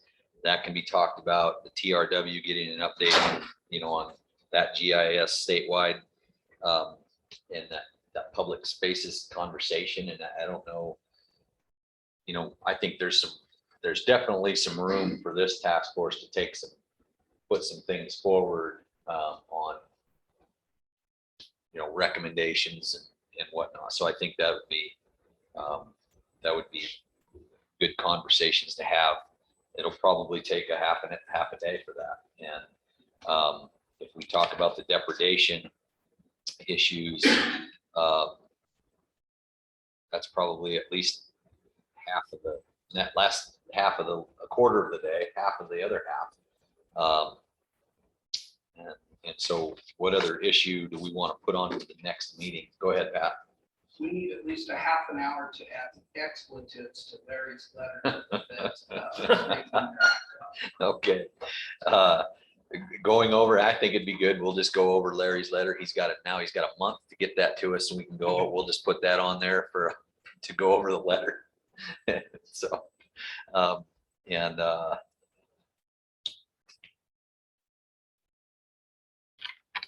was there any other actions really? I mean, other than that letter, I don't know what other actions habitat wise In July or August? in July that we want to tackle or have a presentation or have a conversation about. I mean, I think it So, was, Mr. Chairman, yeah, we still have that depredation. Yep, that- Subcommittee still. So Yep. what I would ask is when Rick King comes, that there was also we made a recommendation, I believe, to the department or the commission to look at what constitutes extraordinary damage to forage. I would like to see where the department's at with that. And get an update from the department on that, whether they've got an actual draft of something they're sending the commission on that. But I think that's the other big item that's hanging out there. You know, we've looked at tags. They're looking at this extraordinary damage to forest, but at some point in time, we need to wrap that up. definitely. But again, I was kind of waiting to see how the Type X license, and some of these other issues, whether they were going to help address some of these overpopulation issues. Sounds like some of that's going to be in there. What was that we were going to get from Rick King too on there? That ties right into this is these issuing depredation permits. But if we can get the extraordinary grass draft of what they're looking at to address these overpopulation issues, and then, you know, we can pull what the subcommittee's already got, back up and look at that at the same time and see how that's consistent with what they're Rick's going to bringing forward. present us, and maybe have that discussion. And I would think that's going to take several hours. And the only other thing that I think I have that I would like to see on an agenda, and if we kick it to the next one, that's fine too, is we can have somebody from the department that I don't think it even, maybe Brian can talk about this, but is the set aside licenses.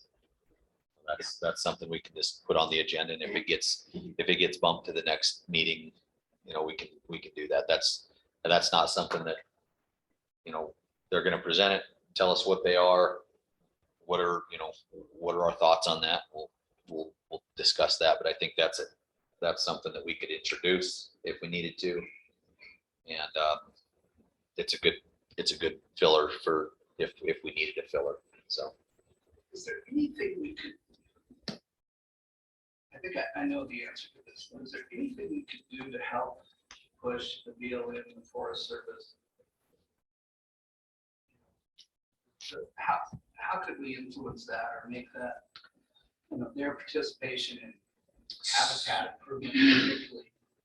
I mean, other than bring someone in here and bitch at them, that doesn't do any good, but I think the answer is no, but is there anyone out here that has an idea how So- to influence that? so I'm going to take a crack at it, and I'm going to tell you some, I guess, a little bit of a success story. So in 2014, I think everybody's known we've always had an issue with raptor stips, and so we had this raptor symposium in Campbell County, hosted by Campbell County, and we had, as a cooperative agent, asked all the federal agencies to be there, BLM, Forest Service, Fish, and we wanted them to sit down, and we had the energy industry there, all the wildlife people there. We had it at a time where they were off season, they weren't out collecting data and doing all that.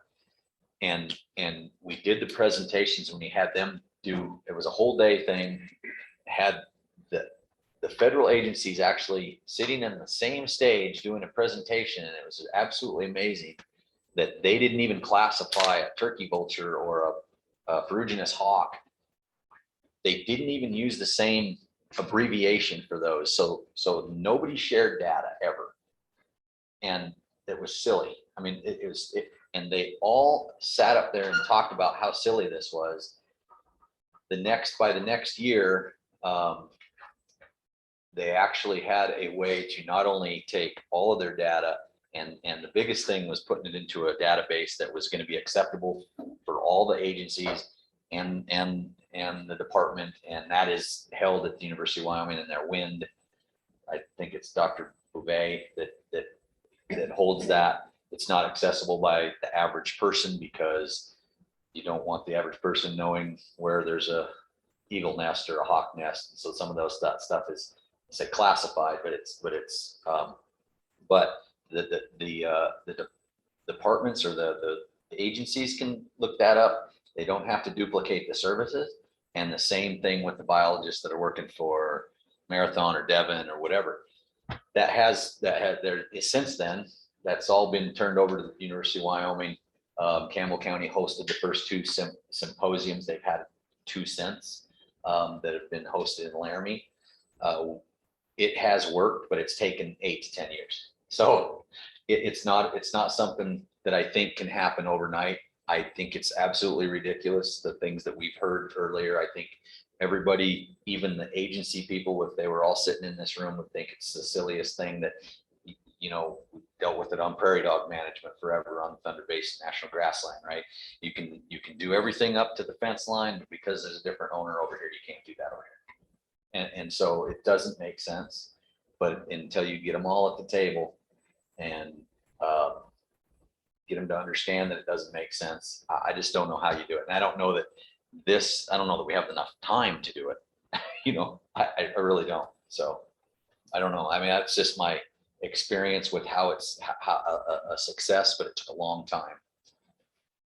And it's a success with basically just data and sharing of data, which seems like it would be silly. I mean, so easy to do, but it took people, I mean, just for them to classify a turkey vulture as TW, and 3 agencies happen to come together and say, yeah, that makes sense. Or TW, TV, however it was. But anyway, there was three different ways that they classify something like that. It doesn't even make sense. Silo bureaucracy. Yeah. So the answer is, I don't know. I think Rusty's right, Pat. There's always something you can do. The question is, we all know, it's like walking up a sand hill. You walk up 2 steps and you slide back 1, and then you slide back 2 and you climb up 3. And it's that political pendulum that creates as much problem with the directives for the agencies and in their defense. How you get told this is the policy and the directive and the guidelines. One administration and the switches, they're just in constant freaking turmoil. And we're not going to solve that problem. there's solutions out there. Yeah. Yeah. Well, and yeah. But so, and I agree with Rusty. I don't think it's something that we should spend any time on. I think there's another issue. But Rusty, time, and that's, I've got a request for you and your co-chair, Brian. What I would like to know sooner or later, do we have a hard and fast deadline? Because that will dictate our workload in the next 3 months. And yes, and if it's not, I would like you guys to have a conversation with the governor sooner than later. And I'm not saying that we have to extend this, but I don't want to get to the last meeting and say, if we just had 2 more opportunities, we could finish. I don't want to do that, but I'd like to also know that we don't get up to the end on something and then just have to dump it.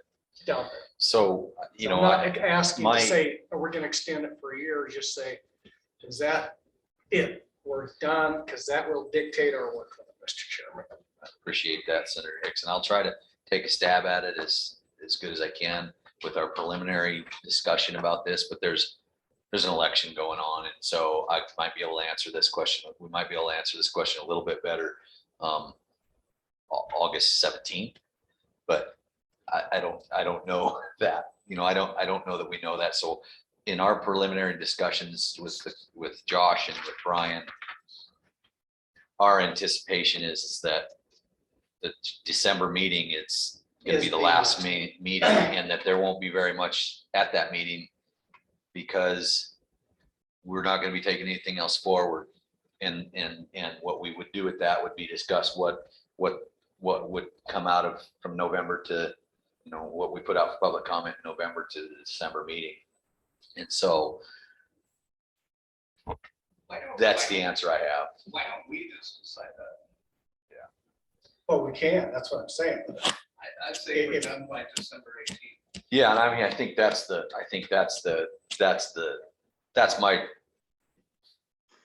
my understanding. So getting back to our next meeting, what we need to do then, Rusty, really is to put a map together. Okay. And say, this is what we're gonna do, this is when this has to happen, and this is when we're done. Because if not, my biggest fear, we're gonna run all this stuff up right to the end, and we'll make bad decisions or nothing gets done. So I think we need to sit down and say, okay, in July, maybe we take 45 minutes and say, issue 1, issue 2, issue 3. This has to be done by a certain time. Public comments got to be back by the November meeting. We have to make a recommendation. If we don't have that, I think we're going to flounder a little bit towards the end. I think that's fair. I think that's fair. Go ahead. Lee, are you leaving? No. Okay. Do we want to try to get somebody from BLM?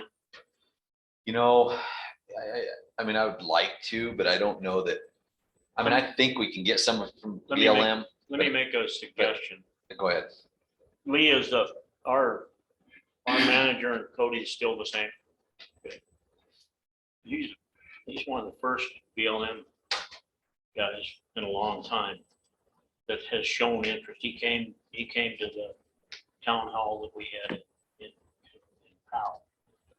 And he may be the right person to at least do what? Express our concerns with. So I was wondering on that, Dwayne, because I know how, and I appreciate that. I was wondering if he's the best person to, in addition to our congressional staff and every other department or every other field agency of BLM in this area, the letter that we do draft, you know, say this is a big concern. Here's how we want to address that. And after we hand that letter, maybe we have a presentation, you know, or we have that person come in and maybe do a little question and answer thing, because I think the problem with having a regional person is this is going to be above that pay grade.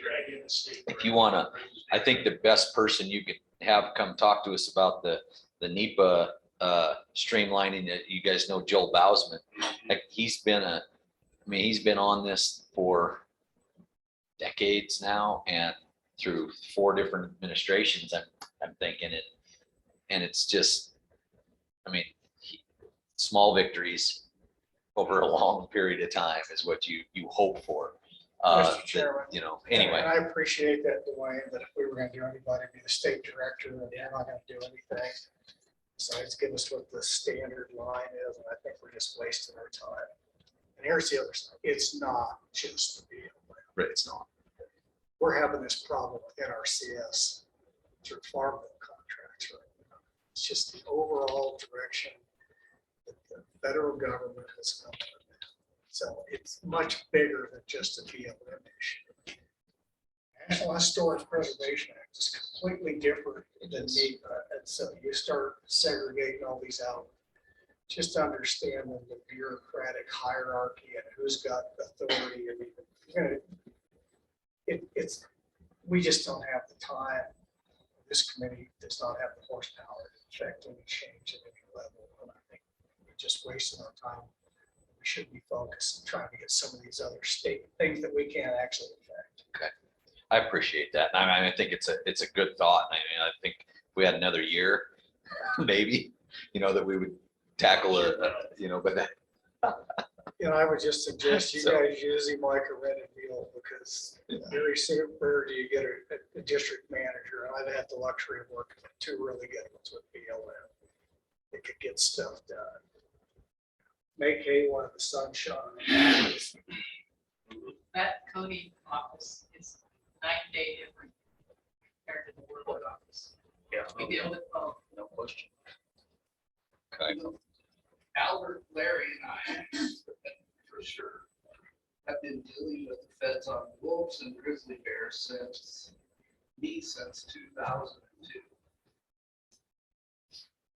And there's a middle level of bureaucracy in any federal alphabet agency that never changes. Some of them are really good, some of them are horrible. It's like talking to a wall. You get a good one, you can get a few things done. But if not, you're just wasting your breath. Get it. Okay. So just to review real quick. So for the next meeting, access, yes, the depredation with Rick and our subcommittee, and set aside licenses, and then mapping out the last few meetings and what our plan of attack is going to be. Okay. And So then, Rick King's doing 2 presentations. yeah, right? so, One is on the commission yep, rules for depredation. What was the other one? Extraordinary grass loss. yeah. Yeah, for that, there was something else that we were gonna have Rick come and do. Wasn't there? Those were the 2. Those were. I thought those were the 2. Yeah. I think it would be too early though for language on extraordinary, on statutory language. So the commission will meet after the meeting. Okay. Well, let's just get an update to where they've got a draft or something. That's all I'm saying. Where are you at part of this process? You know, the other one, Mr. Chairman, is, and we did talk about it, because I'm getting some emails on some predation issues, and it's the task force. I Gonna have, look at this issue, and again, I don't know. I think we add that to the damage, the game damage, and I have predatory issue listed underneath that. So I think that's similar in the same category anyway. So we'll add that. So And then the set aside licenses. set aside license. To give us, because most of those are statutory. Correct. In fact, I think they're all statutory. Every, Yeah. except for maybe the commission ones. No, well, those aren't set aside. They are set aside, but I don't think those are statutory. They're not set aside. So I think there's a National Bow Hunters Day, there's the one-shot antelope, and then there's the women's antelope. They're statutory set aside. And the governors. The governor's licenses are tags are statutory. statutory. Yeah, those are totally different. Those aren't set aside. Yes, they are. Well, I beg to differ that they were in committee hearings, they were classified as set aside licenses. When you think of The those, king's you should deer, think of- so you it's, should think of how many millions of dollars No. those raise for wildlife. Well, That's Oh, not yeah. the point. We're looking at all of the set aside. yeah, I think when you look at the magnitude of licenses Until around, now, so I'm gonna withdraw my statement. Let's get out of here. They're, right. they're all got except the one that Pat said. I got a Yeah. question to Larry on the predation. So what's the angle? I don't know, you know, we all know the compensation formula and all that stuff that's out there. Verification is a big issue that we're starting to see. You know, getting a government trapper out there to verify that it is coyotes, when it's mountain lions, when it's black bears, the amount of time before that, when did the formula kick in, and yet what's an adequate level of compensation on this predation. And So I'm really getting a lot of this. Some of the long file issues. Some of that, some of it is, you know, the other thing is the dual classification for wolves. That we compensate in one place, other places we don't. I don't know that there's a solution. I can just tell you, even down in our neck of the woods, if it's gonna fire up, once Colorado starts dumping more wolves down there. Is in those debris, or in those predator management zones in the other states, is that gonna be adequate? You know, you can shoot them, or you can't shoot them, and there's danger, or not in danger, but I don't know, Albert, I'm just telling you, I'm getting a lot of emails from different people, and it's not just long ones. I've got lion depredation issues that have been down, and I'll just give you an example. We have, a couple of lions, according to the federal government, traffic killed over 40 rams last year, and then there was the determination made by the department to take one, but leave the female with the 2 cubs, some of the depredation. And the department's already worked on this issue and stuff, but we're seeing increased lion depredation in our area. We've got yearling operators up in the Crandall area that have been grappling with wolves, and grizzly bears, and wolves. So it's not just long. No, and I think the longbow thing needs to be visited about. I think there needs to be a study on that branch. If he's willing to do it. Well, that may be Get a some recommendation serious, that we come out get of. some serious data. I think that's certainly something we can recommend. It's not even controversial. Guys, that's a swamp. There's no way we can solve wolves, grizzly bears, Josh Longwell, mountain lions in Carbon County. Black bears and coyotes. The black bears and coyotes between July and December. And Colorado. It's a swamp. So let's not go there. Is there any, you know, I deal with predatory board up there and their funding, and it seems like there's always some funding issues, just like there is with everything. And from the ADMB board and that kind of stuff, is there any merit to having that conversation with, you know, on how that funding is, and any recommendation that you think we could make from that? I think that actually might be something that this we would want to look at and stay out of the compensation. So a couple of years ago, I ran a bill that would have increased the amount of funding available for predator control through that whole process. Because what I did was try to emulate it off of what Nevada does. And we actually, there was a question as to whether that would cause the state to lose their Pittman Rollins funds. But Nevada does this. So the department did a lot of research and had some conversations. So there's a way to do that through just charging a fee associated. So what Nevada does, I have to buy their predator stamp just to apply. I think it's like $3.50 for every species that I apply for. They charge for it. So that's something, if we wanted a stable source, because right now, I believe the commission donates, but it's not statutory, it's not mandatory, it's voluntary. And they're taking it from someplace else, right? It's sportsman dollars coming from someplace. The question would be whether we would want to look at tying some type of predator fee. The caveat that we ran into is if we do that associated with the license, it doesn't jeopardize Pittman Roberts funding, is those funds have to be in complete control and discretion of the department. Now, that being said, they're already contributing and they can contract for services to do that. But I can tell you, there's already, last year, there was a proposed bill to come out of the Joint Ag Committee, where I'm working right now, with some legislators to up some level of predator fee to get the hunters to contribute. So it may be something, because there is legislation that's being drafted out there right now, that maybe we should look at just that specific issue as funding for predator. Here's a nice simple issue we could take on, sort of consistent with areas. I hope you noticed when Cy brought in his people, you know, Mexico, Montana, Idaho, they all make their people buy some kind of general hunting license or rabbit license. The reason that occurs is under the Pittman-Robertson funding formula.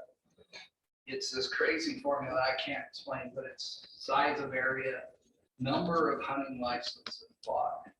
Wyoming has always played straight up poker and just let it play out. But if Wyoming wants to compete with those other states for Pittman-Robertson dollars, we could take a quick look and reach a conclusion and recommend to the commission that they make everyone buy a squirrel license or a rabbit license or something like all our surrounding states are doing.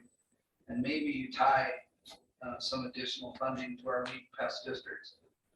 I'd rather see more funding go to weed pest districts to combat Devil's Club or the Five Fingers of Death or whatever Ian was talking about, maybe killing coyotes. But, so that's a nice, concise little issue we could finish by December. Now, Mr. Chairman, I will tell you that I've had this conversation with the director, and the department's looking at right now those Pittman-Roberts funds to see, so it's a formula, how much that does. But Pat's exactly right. So when you look at these other states, they charge a base hunting license, and Pittman-Roberts, part of the formula is the number of hunting licenses to sell. So even a $5 or $10 hunting license drives more federal funding. So I know the director is looking at right now and hopefully has some answers for us on that, Pat. Yeah, so the commission we just had this discussion last week and dove pretty deep. I could provide the task force an update at the July meeting if you'd like. The short story is there's quite a bit of interest in doing something with free kids fishing licenses and less so on charging a general hunting license for everybody that applies for a license. But I can talk you through, it was a pretty complex discussion, and I can talk everybody through that at the next meeting. It's not something I'd want to try to do in 5 minutes. Sounds good. No, I like that.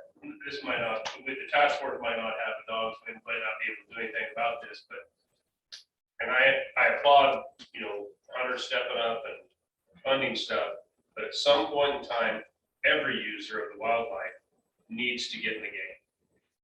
We have a tourism industry in that northwest corner of Wyoming that is driving through those gates of the park to look at all the wildlife and not contributing one penny.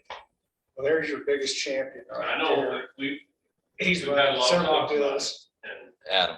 That consensus applies for the central part of the state and the bighorns. I know it applies for the Laramie range. I mean, that's the nail on the head. The term non-consumptive gets thrown around, but that's not accurate. it is, It's entirely consumptive.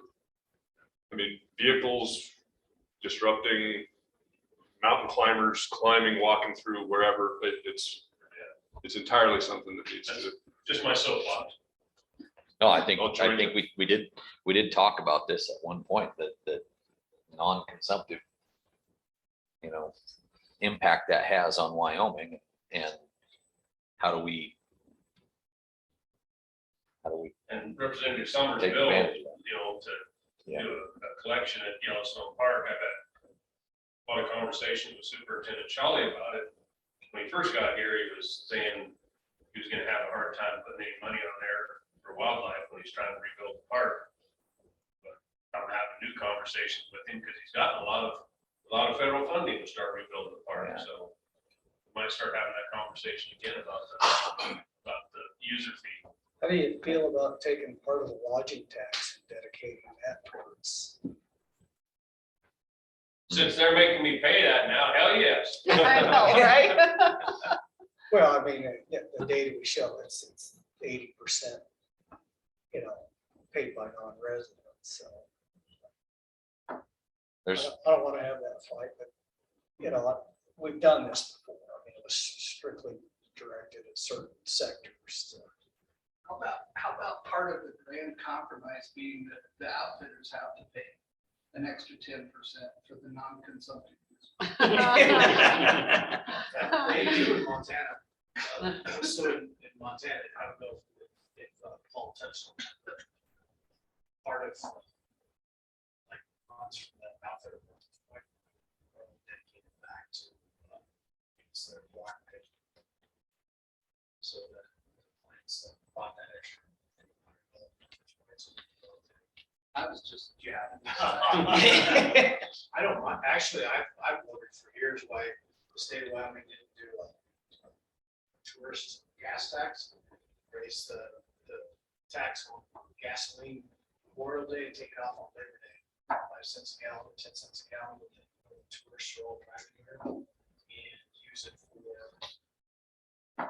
exactly what you're talking about, or some other thing. Just 3 Wildlife months. crossings. Si, you should. So you'd be a you go to the one-term guy revenue in the committee house. meetings, or do you just go to the TRW? I just go to TRW. The revenue committee Yes. meetings are the place you get sent to not be in the legislature It's anymore. not a- So, I mean, it's just a If they raise over $1 million in lodging tax, they could use that extra money, so that'd be all on Teton County to go for the wildlife, that's where they should do it. If you raise over $1 million, or if you raise over 2 million, because they get like 7 million. Okay, so okay, one more thing, Pat. You are done. If we don't have anything else, we're gonna adjourn. Thank you, guys. Thanks. Thanks to our chairs. Good job. Hi, Brian. Everybody Bye, Pete. travel Hope you safe. feel better.